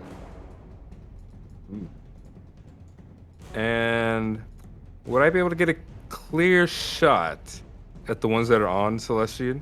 I know Precordium No, is you like have a yes. So All available channels are blocked by an ally, meaning you have the creature has partial cover against your attack, a +2 to their AC. Okay. +2 to AC. Partial cover. I think I'm going to still try to take this shot. Go for it. Let's do it. Here we go. Make I'll sure look to down at mark that target my as trust. well. Yes, I will look down to my trusty pistol named Chaos and say, "Don't fail me now." And let us roll. Epic if you kill them all. Let chaos reign. Mm-hmm. Oof. A 14 is Well- actually right on the docket. Thank That was a 4 on the roll, but thanks to the +2 from Bless, it hits. you, Bless. Okay, for 5 And- piercing on the first attack and 2 fire. Actually, no, Sanctuary isn't concentration, right? No, it is not. All right, that was my first shot. Second shot, my other Second shot. pistol, Ruin. Here we go. Oh, nice Mm. one. There we go. That's a 21 to hit. Shot Ruin will make contact with the one of the Neogi hatchlings. One. Okay. hmm And So I think just- that'll about do it. okay. Yep. 3 damage. Okay, the swarm on Celestian has thinned substantially. You think that maybe half of the Neogi hatchlings that are on top of him now lay dead on the ground. Talk. So Torque will then decide he's going to try to carve these things off of Celestian. Okay. And he will. We're gonna recklessly attack. Smash it. An 8. Ooh. 18 is good for 7 damage plus rage, which I believe is already calculated in there. It indeed is. Yeah, it wasn't a great damage roll with only Reduced 7 there, but to 3. and then just coming back through with his right hand because he's left-handed. We made that canon like 2 weeks ago. That he's left-handed. With his right hand, the serrated edge of his spatula will swing through and he misses. Reckless. Oh, I didn't roll it twice. We'll roll it again. I think it's still gonna miss with a 12. Nope, a 12 is again on the money for an additional 7 points of piercing. Remind me, do you have 2-weapon fighting style as a fighting Well, they're style? short swords, and that's you're able to use if you use a light weapon. It doesn't add your dexterity bonus. It just allows you to. Oh, I use just don't know. Yeah, Yeah. I just use them both. Yep, so you use the both. Okay, so it's for a 1 on the d6 plus 2 rage damage, 3 reduced to 1 damage on the swarm. Okay. Yeah, that's it. I think. Alrighty, that's it.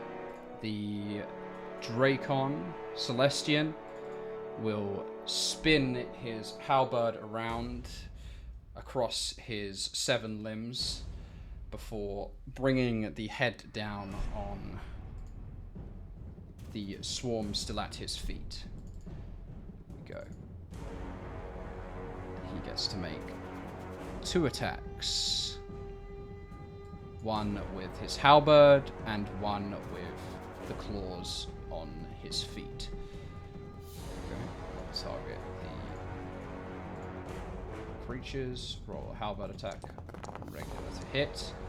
Celestian rolls a 13, which is just enough to hit for minimum damage. 5 reduced to 2. And then he will attempt to stomp on the remaining Neogi with his claws. He rolls a 15, which is a 21 on the roll.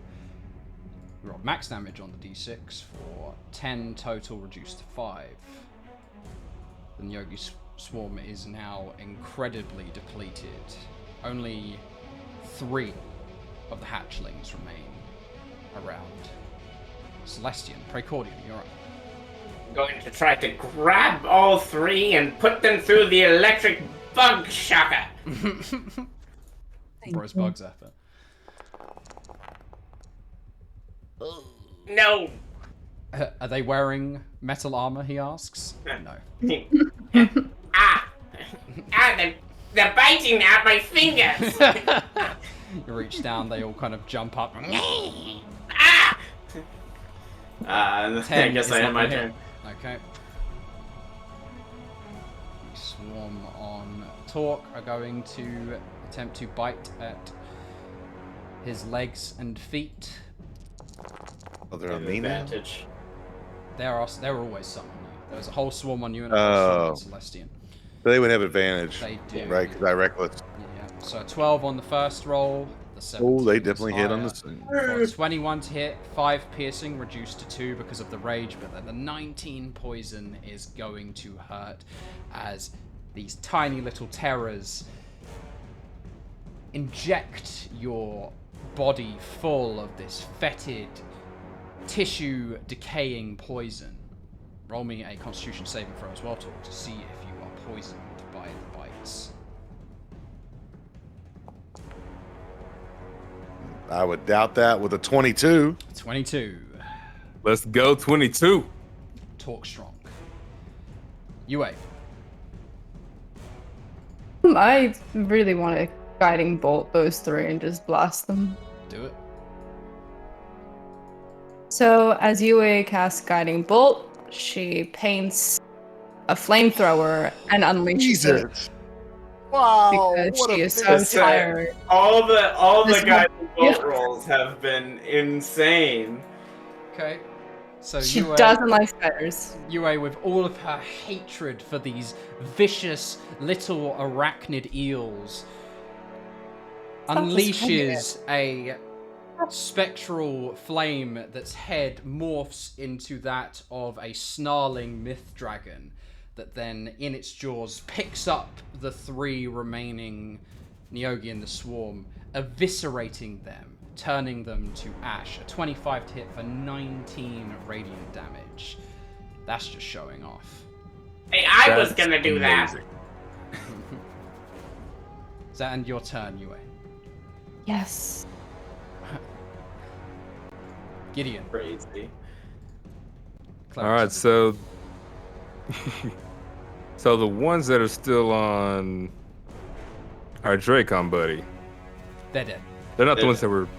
Okay, they UA are. just All right. finished those off. The only The ones Neogi that that are on remains me. is a entirely fresh swarm that is crawling all over your best buddy. I will look to Torque and say, "Don't worry, buddy. I got this. I'm going to steady my aim. Look right. Don't shoot me. Not you, buddy. Not you. I'm gonna find He's a little one not. that's jumping around, and I'm gonna shoot it. Shoot the swarm. I got this. Do do do do.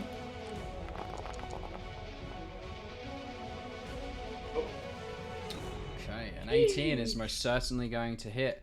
You pick off a clump of the Neogi that have all started to gather around Torque's elbow. Whew.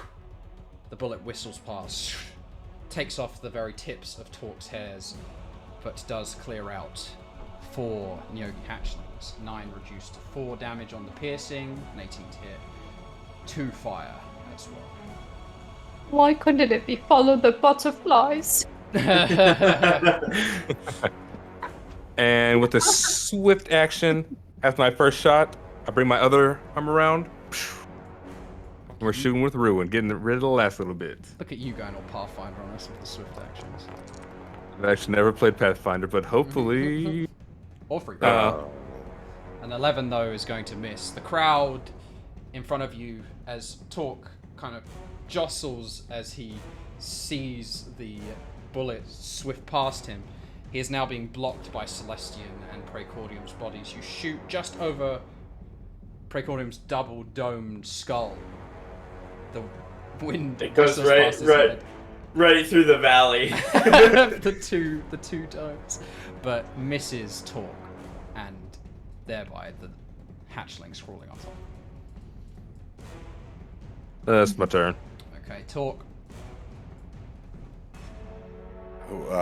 Recklessly, he'll start swinging at these things and like trying to knock them off of him as they're crawling all over him. Let's see what we're. God, these awful rolls. On the damage, the attack rolls have been pretty good, to be fair. Yeah, the damage has just been Yeah. shite. So that's halved. So 22 to hit for 5 reduced to 2 slashing damage with the meat cleaver. I mean, how many are left on me? There are 16 hatchlings still crawling all over you. Well, I'm gonna lose it anyways at the end of this. So Torque's gonna look at them because he's scared now a little bit, and especially after the way they hit him. And so then, as he's getting nervous, he's decided he just focuses his mind a little bit, and then he passes his fear onto them, and he will use his ability of fear to cast his inner fear, giving the creature, if it attacks him, and he spends his rage or has his rage, but the creature has disadvantage on any attack rolls against me, and I have any advantage on any and all saving throws that the creature forces me to take. Okay. So you have designated this swarm of Neogi hatchlings as the source of your fear. Yes. Very well. You all see Torque almost like go completely sullen, his face drain of all of its color. He goes pale white and focuses his eyes intently on the swarm of Neogi. He starts to move in a way where he almost meanders every single time one of these hatchlings gets closer to him, dodging them as they proceed. It looks as though he is entirely engrossed by his attempts to stay away from the Neogi. Okay, Torque showed off one of his fancy abilities. I like it. Well, if I was, my rage will end at some point anyway, so might as well go ahead and. Well, you made an attack, so it's not Yeah. that No, heavy, I but know. yeah. But, yeah. May as well use it. May as well Yeah. use it. Okay, Celestian will swing his halberd down. Don't worry, Hadozi. I help. Trying to carve some of the Neogi off of Torque. Looks petrified. Okay, a big 2 on the roll, 8 to hit. That's a miss. He will then attempt to clutch some of the Neogi off of his claws. He picks 2 of the hatchlings off, crushes them in between his talons. 25 to hit for 10, slashing reduced to 5. Praecordium. With my Arcana check on Neogi, when combat first started, would I know if they are either resistant or immune to poison damage? You know that despite their proclivity for using poison as a weapon, that they are not resistant or immune to it in any way. Okay, I'm gonna take a step back, poke my head around the corner, looking at the Neogi still on Torque's back, and he's gonna say, Why don't you have a taste of your own medicine? and I'm gonna cast Infestation on the Neogi. What's a big spell? No, it's a cantrip. It's a cantrip. Oh, that's a Yeah. cantrip one. Oh, yeah. So you summon a Little spiders even tiny jump spiders. onto the Neogi and start biting them. The That's nano amazing. spiders. Yeah. Nanogi. Yeah. Nanogi. Okay. with their Constitution save of 9, with all bonuses added. And They take you 4 have to roll. poison damage. You have to roll a D4. Or to see what direction they move in. So they go that way. Okay, they'll move 5 West. feet away. West. Fortunately, because our Dracon is using halberd, they do not leave his reach. So no. I don't. Is It's that forced. voluntary movement? I think it's forced. Yeah. Yeah. So. Okay. Does that end your turn, Prickle? That doesn't matter. Well, the swarm loses track of itself for a second as it tries to fend off the nano Nogi that have infiltrated their ranks. They kill them off, but as they swallow them, they are Who's who? poisoned, and some of the Neogi Like the die. Spider-Man meme. Yeah, exactly. Like. It's like Is that the my cousin Jerry? Leonardo DiCaprio on his sofa. It's Yeah. me. That's me. Okay. The swarm will once again cluster around Torque and attempt to bite Arhadozi. They do not have advantage because you Nope. are currently designating them as a source of your fear, but you did recklessly attack, thereby offsetting the disadvantage that they would have. So an 18 will hit. 5 piercing reduced to 2, and 18 poison. How is Torque feeling after that one? Torque is feeling towards the end of his like he's feeling like he's hurt. The wounds are starting to catch up to him, and the bites are just it's almost too much. He's starting to get a little weak in the knees. Very weak in the knees, I should say. Okay. Little bugs burrowing into him. Yue, you round the corner, you see that Torque looks like he is in an incredible amount of pain. I use. Do I need to healing make word. a save again? Yes, make Or a Constitution save. I have, but I have advantage. Yes, because with it's another point of designating this as a source of your fear. You have advantage on any saving throws that the creature forces you to make. So a 23, I think I'll save. Yes. Yue. I dash to the entrance of the hall and I cast Healing Word at 2nd level on Torque. Okay. You heal Torque for 10 points of damage. Would you like to use your action to cast Sacred Flame? Yes, and I will do that. Oh, I took it as damage. Daggone it. How do I do it? 14. 14. Okay. Yeah. So, again, shining jade light erupts across the floor, melting 3 of the Neogi in their place. So 7 radiant damage. They rolled an 8 on their dexterity saving throw. Does that end your turn, Yue, or you'd like to move again?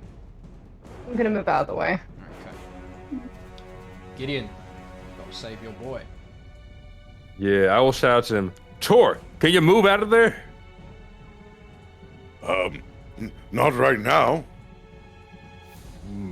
But in like a few seconds. In that case, we're going back to shooting. I gotta save my bloody. Okay. Alright. And that will be a... Oh, yeah. 28 to hit. Okay. I think that's it. 28 most certainly hits. A 15 on the damage roll. 9 on the d10, plus 5 and the 1. Reduced down to 7. But 2 on the fire damage that comes associated to Chaos's primordial infusion. Okay. That brings the horde down to a crippled state. Would you like to make a bonus action attack as well? You already know I want to. Boom. Let's see what we Oh, got. that is a 2 on the roll. 9 with Oh, the that bonuses was- added. Big That was miss. almost a 12. Oh, dang. Ruin, get your act together. Ruin has not been doing the business today. Chaos is all about the business, though. Without Alright, chaos, there's no business. He's ruining everything. Oh my god. 7. And that's my turn. Alrighty. You sound like the count. Talk. Exactly. Get these things off me. I meant to hit reckless, but Reckless attack. It Oh my doesn't god. matter. 2s on my both gosh. rolls. That is a 9 to Yeah. miss. well, the only thing I can do is whack him with a spatula. There are worse things that a man can do. Yeah. Alright, roll it up with advantage and click the little plus symbol next to your attack to roll it up again. What's that? Oh, on the. Rather than just rolling a second attack, you can scroll over to the side and click plus to roll with advantage. Oh, well. So that would have been 2 plus 2, 4, halved to 2 damage on the attack against the Neogi spawn. You do crush another one of the hatchlings underneath the spatula, just like straight down, squish it. Like fly swatter. Exactly. And that's all I can do. Yeah, I'm not moving. Celestian is going to attempt to save you from the remaining hatchlings. He swings his halberd once again. That'll be a 4 on the roll, 10 on the attack, miss. A claw attack follows up with the front claws on his legs, but instead of grabbing the Neogi hatchling, he grabs a hold of His seventh some limb. Kadozi butt. Damn. That was just a flea. Precordium. That's Did my you just nipple. say limb? Just limb. That's it. Nice. Precordium. I think Prey in this moment kind of taps into Torque with his emotional bond and just feels the overwhelming fear that is exuding off of him.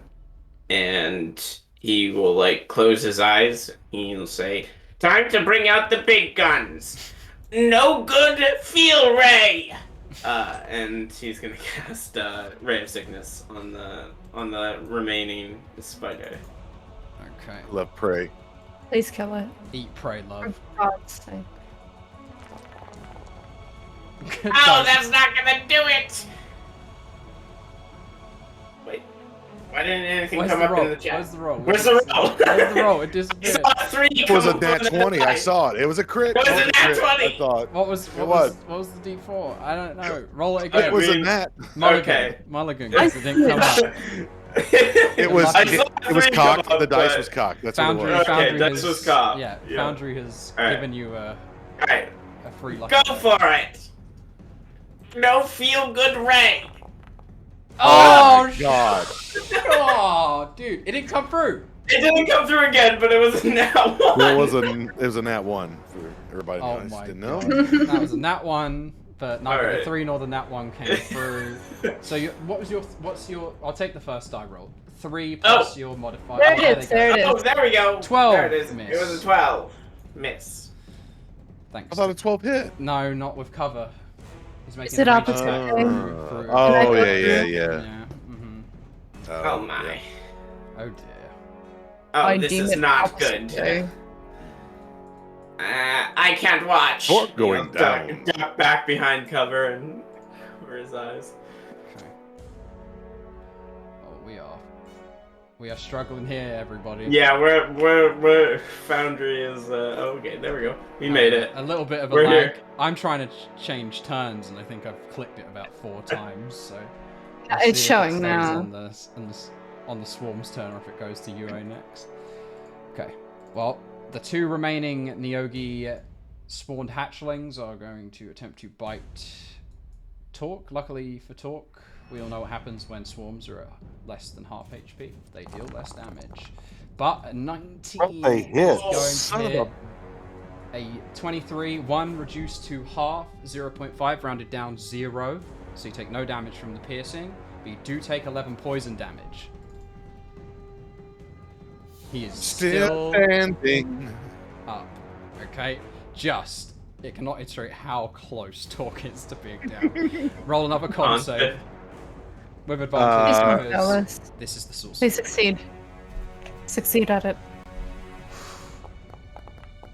It's really hard for Torque to not succeed on 21. a con save. Very good. So that will be a pass. Knock on wood. UA. You said that, but if you did have advantage there, you would have failed that. That's true. You would have been a 7 if you didn't have advantage. leave. No, we're not going to mention that, James. All right. Yui steps back in and she casts Healing Word again on Torque. Okay. So Healing Word. Would you like to couple that with a Sacred Flame? Yes, please. Just How does kill she it. keep getting these maxes on some She of her keeps dice? rolling max on everything. That's another 10 healing. 2 on the Radiant, though. I had 12. The Swarm rolled an 8 on its Dexterity save, meaning that 1 spawned hatchling remains. Motherfucker. I'm so... Talk. Oh, God. Make that 2. Oh. Now we're at PG-13. And pushing rising. And rising. Quote, it'll be okay. Bruh. Bruh. Does that end your Bruh. turn, the cute Christina? Yes. Alright, go in I'm the corner sorry. and wash your mouth out with soap. Narrator, I'm gonna go in the corner it and was not cry. okay. Gideon. Alright, so you say there's now 2 of them? Mm-hmm. Alright. No, 1 left. 1 left. 1 left. Okay, One perfect. Look right down the barrel. Take a shot. Let's say bullseye. So let's roll it. Let's go. 16. Oh. Bullseye indeed. 26 with all of the bonuses added. 15 piercing reduced to 7 plus 2 fire damage. Gideon, how do you kill the last Neogi? I look down the barrel, take my shot, and just silently whisper to myself after bullseye, nobody messes with my buddy Torque. Or comes between the crew of the Artemis. Bam! And yeah, it shoots it to where all of its legs fly off. Give it a close It's like a It's like the bullet hits it and it leaves the legs behind. just standing. I just imagined it completely disassembled, like a toy that you have to assemble. Like Just- you've ripped a Lego out and its legs It's have blown stayed apart. in the Yeah. position. Okay, and with that, our combat concludes. Thank Jesus. It is well past our halfway point in the session, so I think everyone in the crew deserves a well-earned quick pit stop. I'm going to go out on a limb here and guess that the party might take a pit stop as well, quickly, for talk's sake. I can get down. Short rest? Or rest. Yeah. Okay. And with that, Torque is going to eat his snack. He got his treat. I will. I will use eat my snack, and we will. I made that and prepared that with my chef's feet. So, You made them with your feet? Gross. yes. So as part of a short rest, I can hand these out. And I guess I'm just, we're warming them up. And so I get all you guys would be able to use it if you wanted to, and you can eat the food and spend 1 or more hit dice of green hit points, and regains an extra 1d8 hit points. So like you get an extra 1d8 on your expended when you do your dice.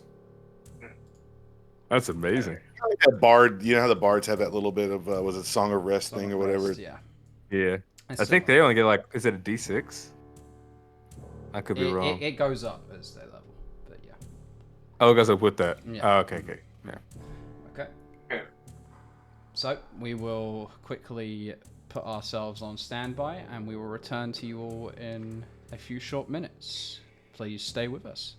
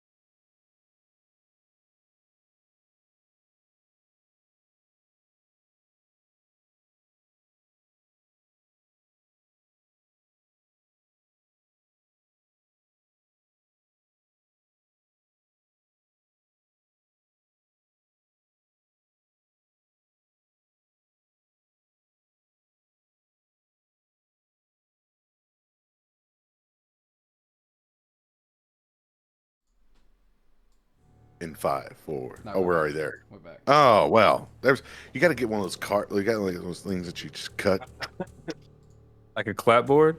like a ninja sword. Is what we.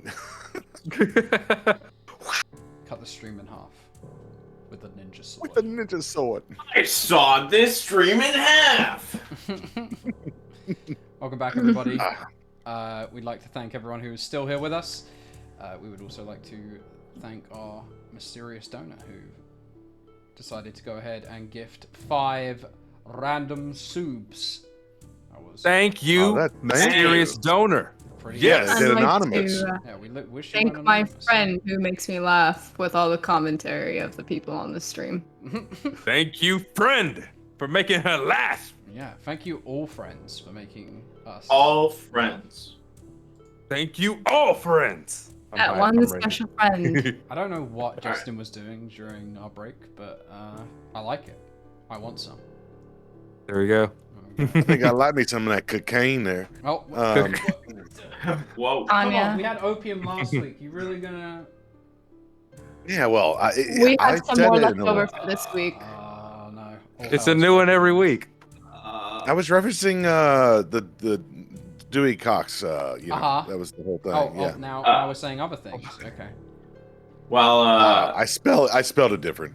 during our short rest, Prey opens up his little baggie and he takes out his parfait and he realizes that he didn't packed a spoon, so he just uses his hands. Did you wash your hands? No, Why are you unconscious? not unconscious. Not you talk. Oh. I don't know. Fox- I had it in there. Hold on. I'll Fox fix that. going to sleep. I'm at 44 after expending my hit dice during the rest and having my snack.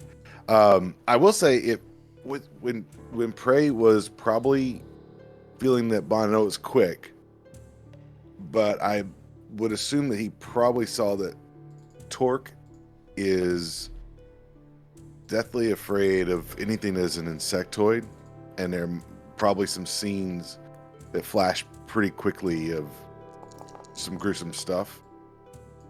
So, and even maybe a large insectoid, standing, like if you saw it through Torque's eyes, a large insectoid that was in front of him, and just how Torque was trembling in fear. And that's why he went into use the fear set, the ability there. Like a finger with some parfait on it. And boop you on the nose. I hope you like it. I do! There's nothing weird about what you just did at all. You put it on the nose with the finger and then put it in your mouth. Nothing weird about that at all. Nothing at all. Jesus. Yeah, I think Torque is then just, feels very calm. I think probably now with Prey with some stuff there. So even despite it being awkward for me outside of the game, for Torque, it was probably very comforting. I will look over to him and say, "How you hanging in there, buddy?" Me? Much better now that we don't have all those things on me. So, thank you, everyone. And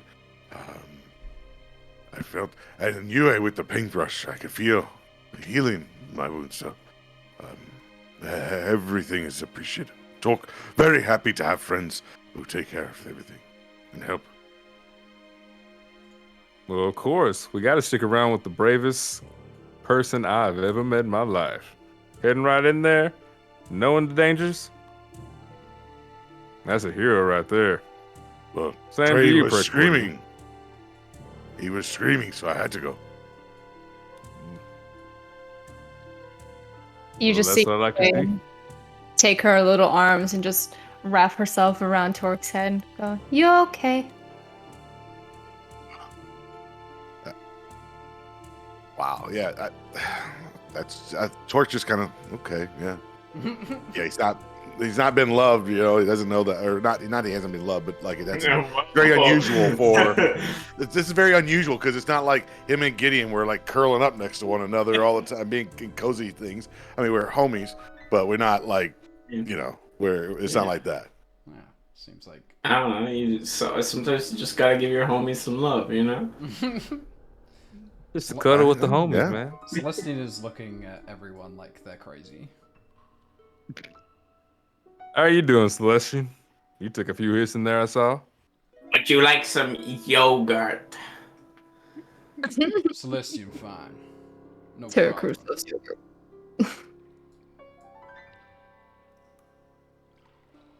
Well, in that case, I think we can officially say that was a dead end. Which way now? There's nothing else in there. Pray. In my baggie? No, in the cave. Oh, I mean, there was a big, ugly corpse that had all the baby spiders in it. Maybe he had some treasure. I don't know. I kind of screamed and ran like a prey. Not worried about treasure. Just making sure nothing else gonna come out. No, I didn't see anything else evil except for the dead thing that those things sprang from.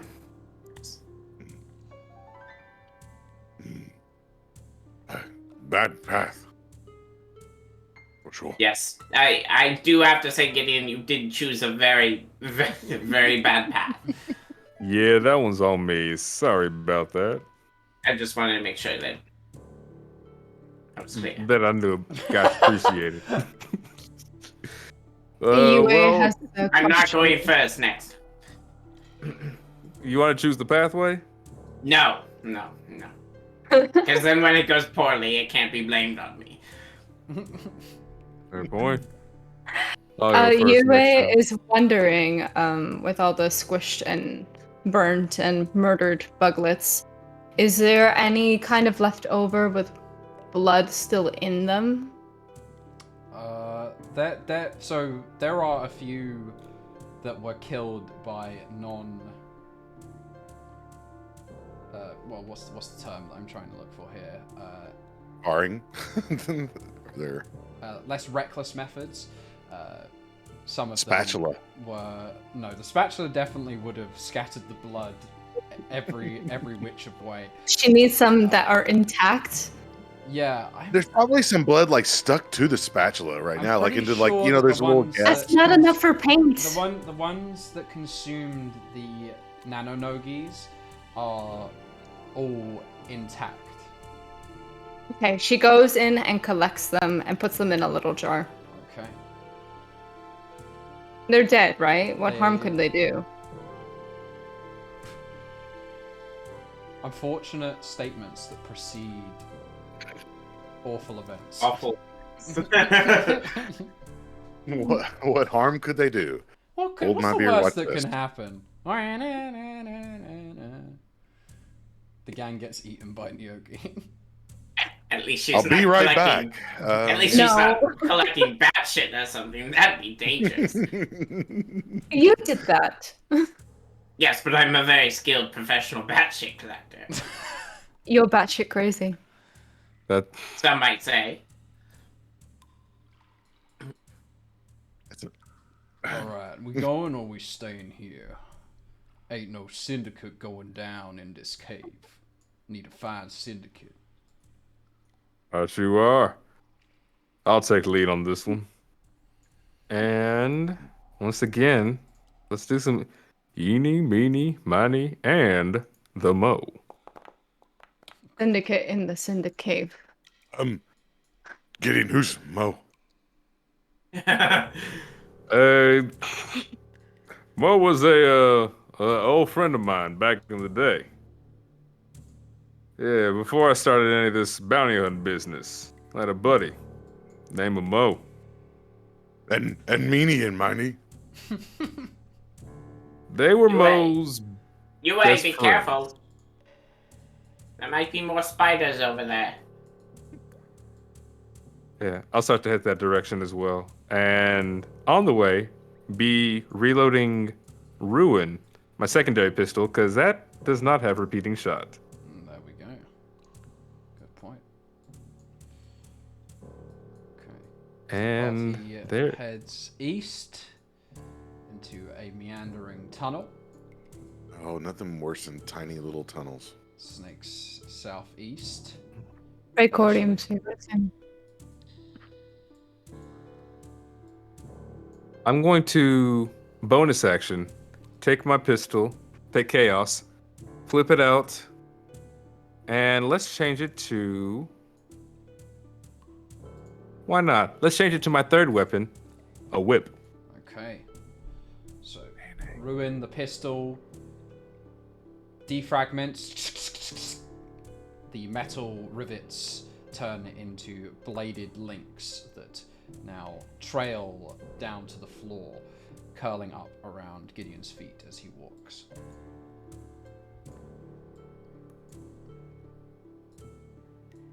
And actively looking for anything that wants to try to kill us. Yeah, I mean, that's a good way of doing it. Yeah. Perception check. Let us do this. Perception. There you are. Perception. That'll be an 11 on the roll, 13 total. Gideon, you don't see anything other than the barren tunnel that you're walking through, but you do hear the crackling of a torch and the slight dripping of water coming from ahead of you. As you turn the corner, you see another almost circular chamber with a low-hanging ceiling and a single torch lit in the back of the room. Do you want to round the corner all the way? Yep. Let us go. And now I'm inside. Within the room, you see a pile of scattered belongings. Satchels, clothes, anything that would be considered inedible to a cave-living predator.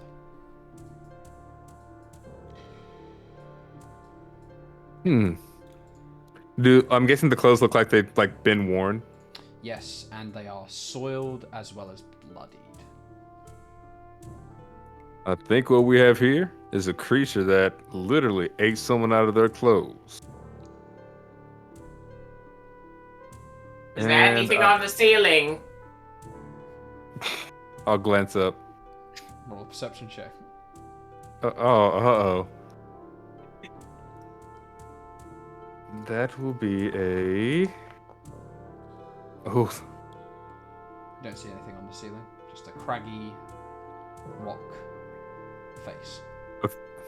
A 15 total for perception, but that was almost a nat 1. Alright. No, I think you're good, Precordium. Alright, just making sure.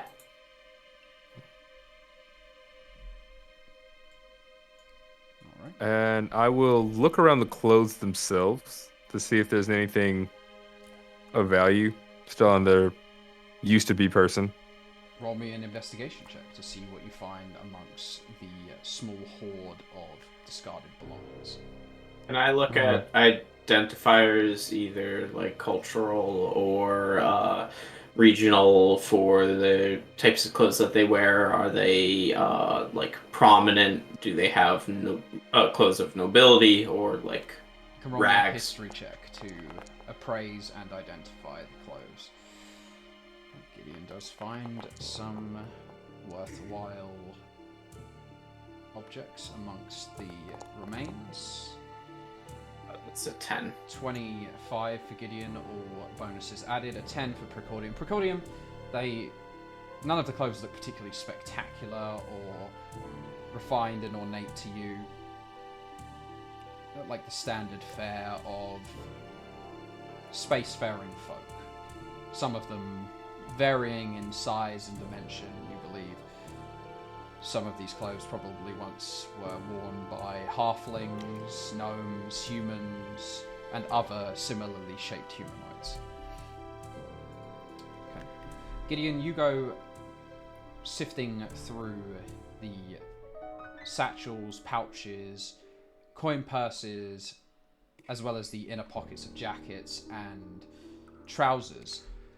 And in total, you manage to unearth 35 gold pieces. Someone keep track of this? Yes. Okay. 85 silver pieces. 112 copper pieces. Yep. 3 cracked amethysts. Alright. And a single silvered bullet. Oh. Gideon Good likes to that. know. Yeah. Gonna make it into a necklace. I might say that for special occasions. But I will share the gold with the party. Because I'm so gracious.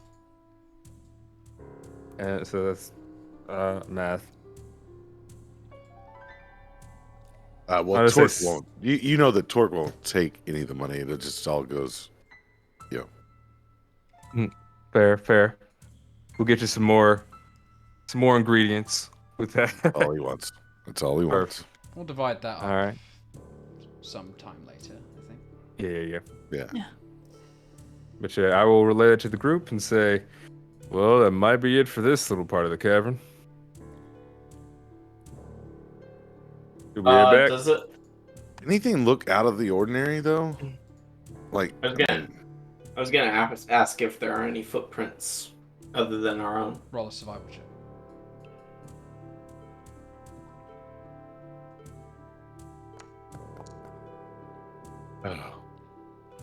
Wow, there are like big, almost primate footprints here. Crazy. That was a 7 on recording survival check. they're probably my footprints. Oh, you're right. Wow, you just picked your foot up and there's another one. UA, Yes. that is a 14. You do spot several tracks in the dusty floor and guano that are different to those of your compatriots. Are they smaller? No. The boot prints seem to be heavy-heeled, almost as though the creatures wearing the boots that made the prints are wearing some sort of thick-soled or incredibly dense tracked footwear. The treads are also entirely different to those of your crewmates. It looks like they have tiny little rivets and bumps on them. The size of the shoes are incredibly big, even larger than Gideon's, a large man himself. These footprints look like they are possessed by a creature who would rival Torque in size. Look. Come look. And What you I got? kind of place his foot next to the print, and I compare them in size by measuring it with the length of my arm. So Torque's hands are almost like... Torque's feet are almost like hands. So they spread out much wider than the tracks that you're comparing them to, and Torque also doesn't wear shoes, because then he wouldn't be able to manipulate no shoes. things with his feet. But you do see that in terms of length, they are not dissimilar, maybe even slightly longer, but not quite as wide. If you were to compare them to Gideon's feet, they maybe look 30, or maybe a third of the size larger than Gideon's feet in all dimensions. Is this the only print, or do I see like a whole trail of No, them? there's a trail of them, and they lead out of the cavern. I don't understand why he would switch from his boot to a monkey's foot.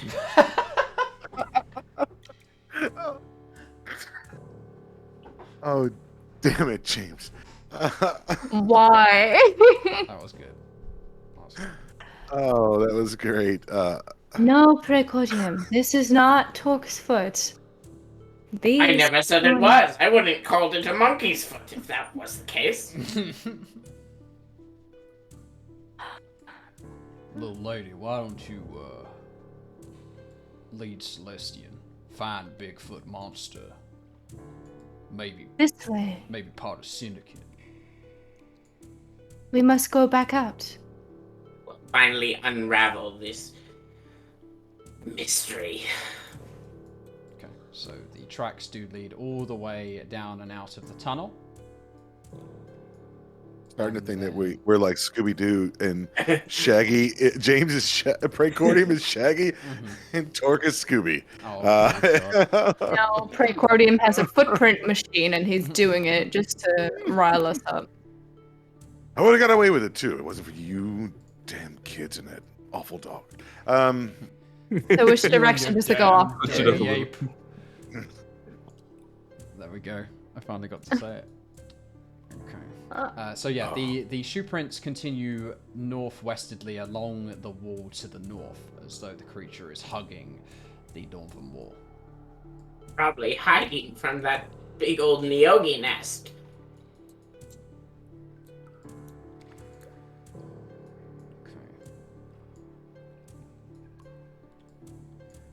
The boot prints then continue to follow the wall here to the north and east into another large cavern.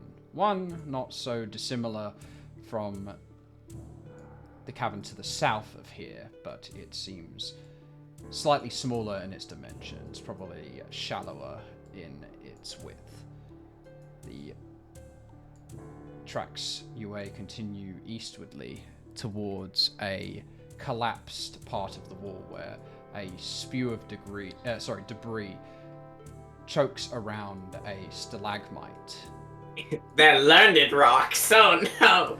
The boot prints then stop and trail in a circle slightly around the debris, and then they head northwest.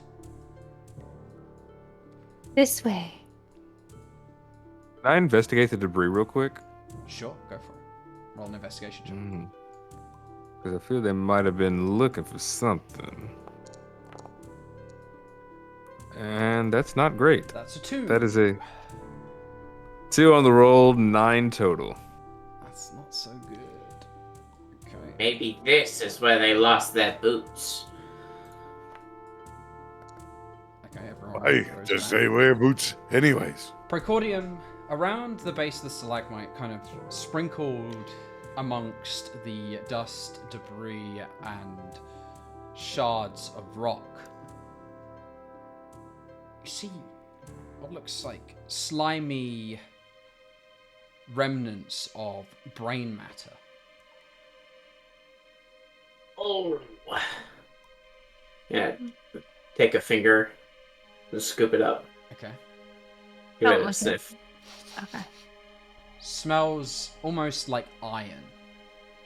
Yeah. It seems fresh. It looks like something's been eating brains here. Brains. Probably the mind flare. Hmm. Can I do an Arcana check on mind flares? You can do an Arcana check on Mind Flayers if you want. You can do a Arcana check on the Right. general situation that you find yourself in as well. Brain eaters. You know that Mind Flayers do subsist on a diet of brains. Common knowledge for... Normally they're not this sloppy, though. That's true.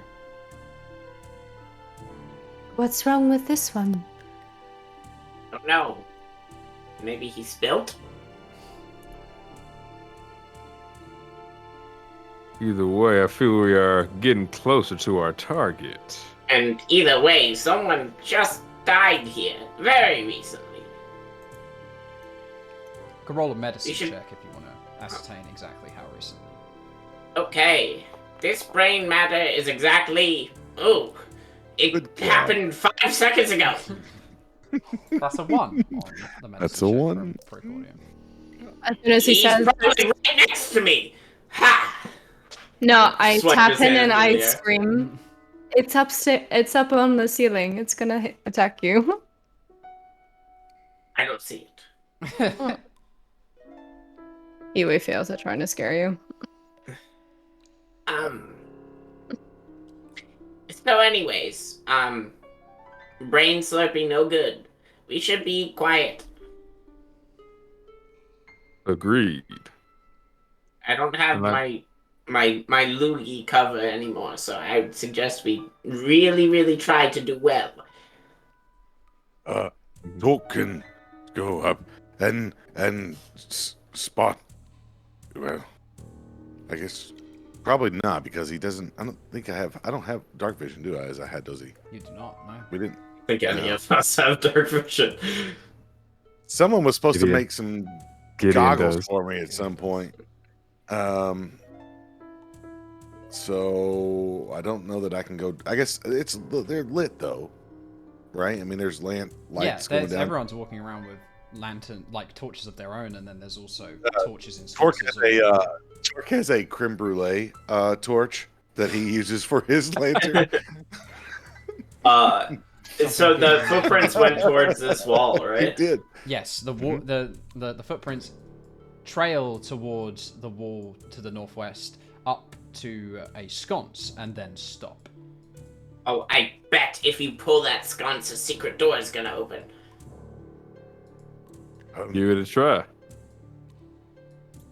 Who's gonna give it a try? Why? What did you think that recording?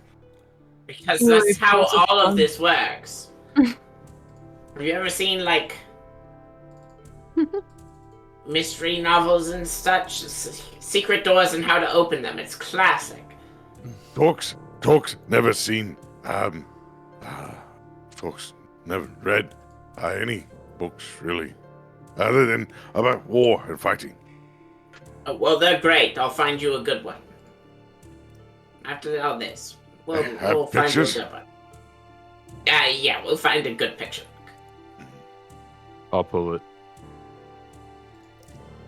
Okay, you pull the lever.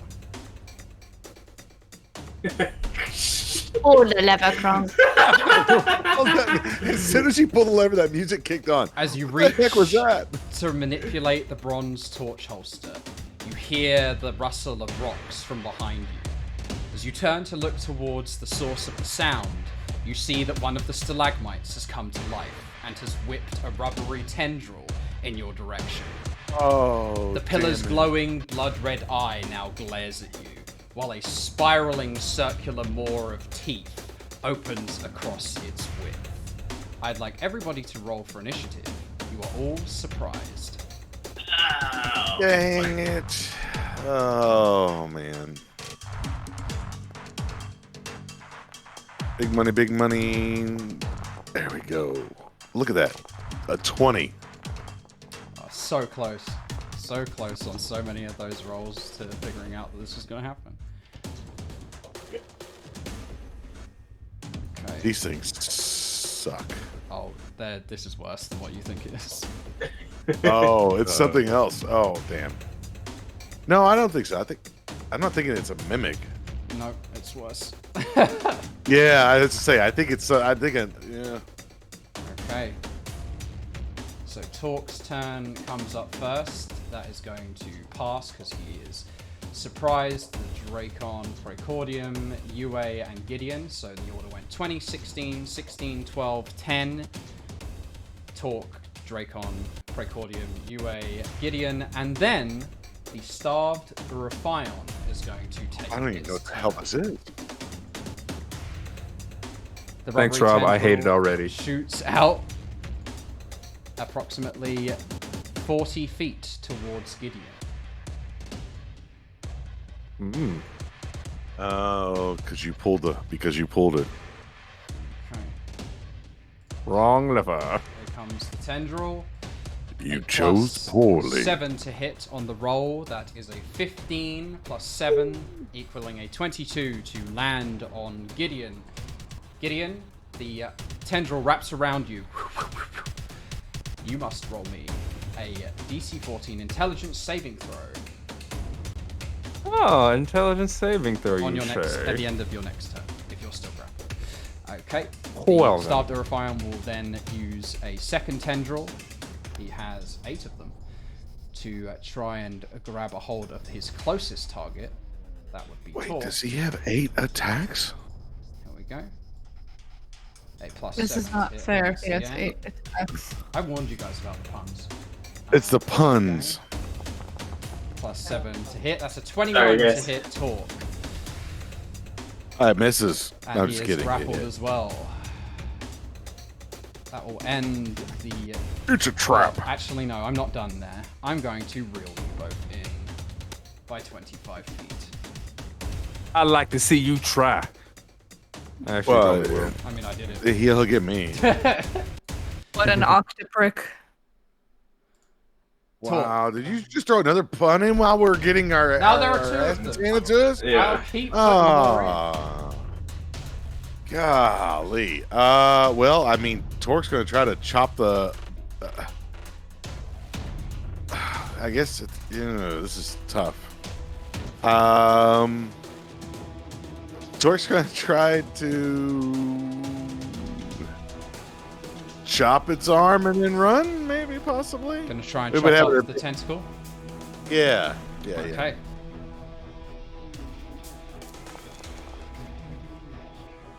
A 19?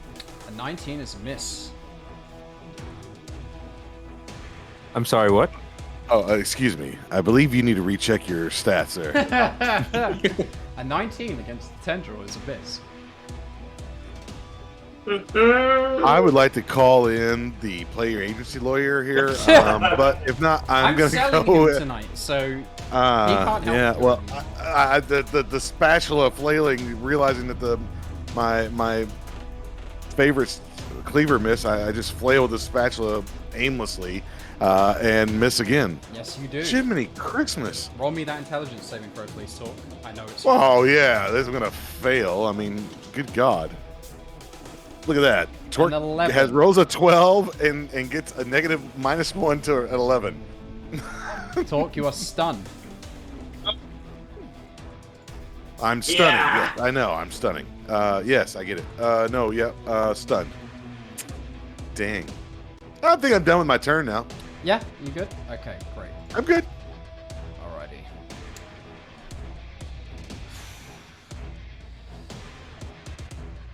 Celestian is going to charge in, drawing his longsword as he draws close and will attempt to cut the tendril that has I'm sorry. I'm getting ahead of myself.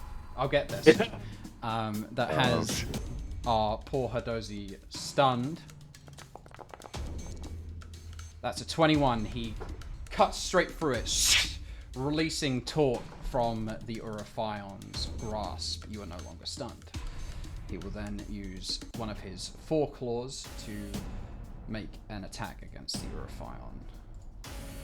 We're glad we figured out a way to get his butt across that ravine. That's right. You leave Hadozi alone. Wow, he missed on it. Jesus. Okay, well, as if the AC wasn't low enough to hit. That's an 8. A miss for our Dracon companion, Praecordium. Ian, pick up Torque and get him out of there! I say as a bolt of lightning strikes out towards Gideon. And I am going to cast Enlarge. Gideon up. Yeah. Gideon gets big. Gideon! Gideon gets swole. The Hey, big bro, what's Gideon. good? What's good? Leg day has arrived. Everything day has Yeah. arrived. The Eurofion's that way. So Gideon, you now stand at a astounding 13 feet tall. Okay. Am I still like grappled by the tentacle, or am I too swole? Let me check actually. Might actually be. If it can't grapple large creatures. Ruptured the tendril as he grew. No, he can grapple creatures the same size as him. Oh man. Aw. That was a good idea, though. I like the plan. But I think, does he have reach? No. But he can attack with his whip right now, I believe. Right? Yeah, he would be able to now. He's 10 feet away with his whip, meaning he can whip it. He could nay. Oh my. I've been waiting for a Horrifions, while. where did they come from? Is that in your turn, James? Yeah. Okay, Yue. This is a desperate situation. Yue desperately goes back and forth in her mind, thinking whether she should bless everyone or take a hit.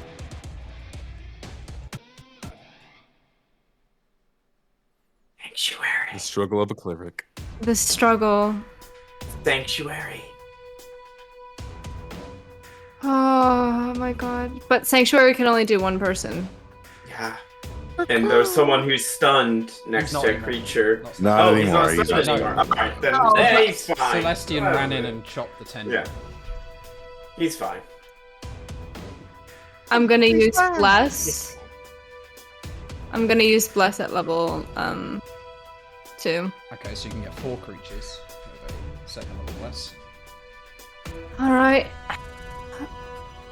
I'm gonna do Dracon, Torque, Gideon, and Precordium. Nice. And I'm Cleric gonna just buffs chill back fast here. And hides at the back. Perfect. Gideon, you're up. Well done, little lady. And I will, with my whip, look at the tentacle that's around me and try to like whip onto it. So like it curls around. And I want to like kind of like garrote the whip. Or garrote the... Okay, so attempt to tentacle. like You wanna wrap what? the whip around the tendril and then slice it off. Bingo. Okay, go for it. Make an attack. Let's do this. Come through. Come through. That's a Yeah. That's a Come through. And another 2d4 for being enlarged. Woo! Oh, that enlargement damage. Look at that. Okay. Boy, it's safe to say that Gideon cracks the bladed whip and it slices through the tendril, blood spurting from the creature's dark tentacle. He's so cool. Awesome. That was my main action. Bonus action. Flip the whip out, turn to a great sword, and we are going into melee with this homeboy over here. Let's go. And that's my turn. I simped Big Ian. Biggie. Big Ian. Okay. The starving Uraphion will attempt to use 2 more of its remaining 6 grasping tendrils. And it also manages to grow 1 back. So there are 7 More tendrils sashimi. again.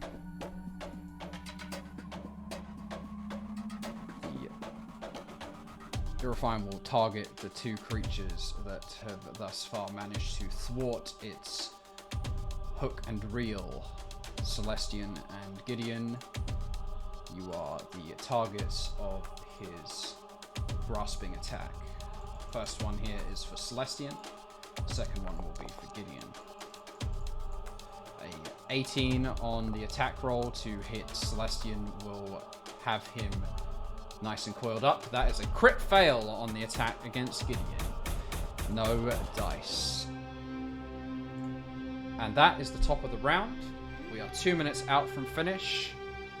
We will resume the battle with the starved Urafine. Oh man! The To stop in the suspense. middle of this. Oh Jesus! No, I get it. I get it.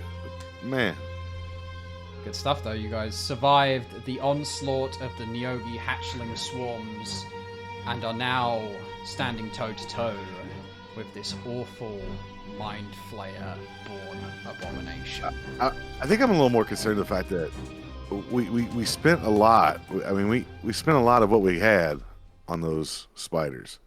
You did. You Yeah. guys really went in hard on the spiders, but here is another test.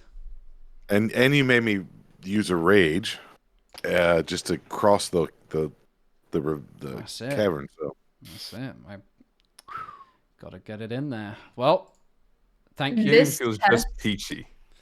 Thank you, everybody who is still here. We love and adore you all. We thank you for your continued support. Foxagon, thank you very much for subscribing with your Prime. We appreciate every follow, every share, every subscription. We appreciate everyone here and those of you who will be watching this in the future. yeah, I mean, all the folks that watch it the tomorrow and the next day, I mean, thank you as well. And then some of you all are awesome because you watch it twice. I've seen it, so incredible. Yeah. Some people have even found it worthwhile to go and help on the Patreon as well to produce yet more fantastic art assets done by our wonderful artists. If you are interested in doing so, please do go over to the Patreon and subscribe. Tomorrow I will be releasing another piece of art for everyone's perusal. This piece will be none other than the art for Precordium's father, Dargaz the Arcane. So if you're looking to get your hands on... You like We gonna stuff see like Precordium's me? daddy? Yeah. Let's see Who's his your daddy? And Yeah. it is a piece of a general arcane, but hopefully at some point when we have the means to do so, we will commission some art of Dargaz himself, the man, the myth, the legend. Before we head out, I want to give everyone an opportunity to say their piece. Justin, is there anything you'd like to say to the audience? I told you about the show at the top of the stream, and I'm looking at the chat right now, and everyone's saying good game. Yo, good game chat. Y'all came through. Y'all came through this week, so thank y'all. Yeah, thank you, That's chat. my piece. Ryan? The same thing. Thank you everybody that's been here and the folks here, and thank you to the team and Rob. Thank you as always, for leading us on this adventure. And then also just want to come back and let you guys know that we'll have it on the podcast. They're come through. It's already out on Spotify, Amazon Music, Pandora. I forgot as well. And then we'll work on getting those links out to you guys. Feel free also to join our Discord, where if you like seeing what we're doing, the games that Rob runs, other than this, and the ones that James does, and then all our other fantastic DMs that we have that are available with Drew, and it just there's a ton of guys, Evade, everybody that's involved out there. So, come join our Discord and then just enjoy it and find an opportunity to play in a fantastic adventure with all of us. Okay. James? Just shout out to all you guys for hanging out with us, all my friends over at the agency, and all you, and all of the people over at our server that come and watch every week, and it really really makes me happy to know that you guys enjoy what we do here. Christina, any last thoughts? Thank you to all the artists once again who have provided so much for us up until this point. We can't wait to work with you again. And to a specific friend that keeps calling everyone on this stream father in a less appropriate manner. Dear God. You have made my day. There's something I've got to edit out of the podcast, so thank No, you it's for also that one. all part and parcel of the experience. Oh yeah. I can leave it in there. I'll leave. I would I'll, like to- can't wait for actually, our- I'm gonna expand the volume on that section just for that time. Well, I'd like to announce that Pooh Daddy has been sold to the highest bidder. None other This is than than our fair patron Dusty Attenborough, who has offered 50,000 Australian dollars. Yeah. So We'll miss you, Pooh Daddy, but you're going to such a good cause, and I am so happy that you agreed to this. yeah, enjoy Australia. I hear it's lovely during this time of year. Avoid the spiders and Stop. snakes, Neogis. Well, I mean, yeah, summer's coming up, right? I Nano mean, he's getting ready to get geese. time. Yeah, ninja Alright, swords, ninja swords. what have you. Oh, that Bye, being Boo said, I Daddy. would also like to say to everyone, please follow us on our other channels. We will be releasing edited shorts of the stream for people to relive. I think they're pretty funny, if not incredibly cringy. So please do hit those up. We have a Instagram, obviously our YouTube, a Twitter, a Facebook page, and soon to be TikTok. I know. I have fallen to the dark side, but it's happening. I need to stop being an old man and join the new age of social media. Well, I On mean, our now you just had your birthday as well. I was talking about the fact that you're old man. Yeah. Happy It's birthday! Chutney's He's 29 apparently. Yeah. So happy Yeah. birthday to Rob. And hey, someday. I mean, you'll never catch up with me, obviously, as I just keep aging. But Challenge. Hey, with the voice Challenge? of God, I'm sure you will live for an eternity. Challenge. yeah. Yeah. I hope maybe. Maybe. Bon voyage, everybody. Yes. Good night, everyone. We'll see you soon. Keep an eye out for the Patreon content and the other edited shorts, as well as the VODs that will be released on YouTube and as a podcast shortly. Good night, and keep on jamming.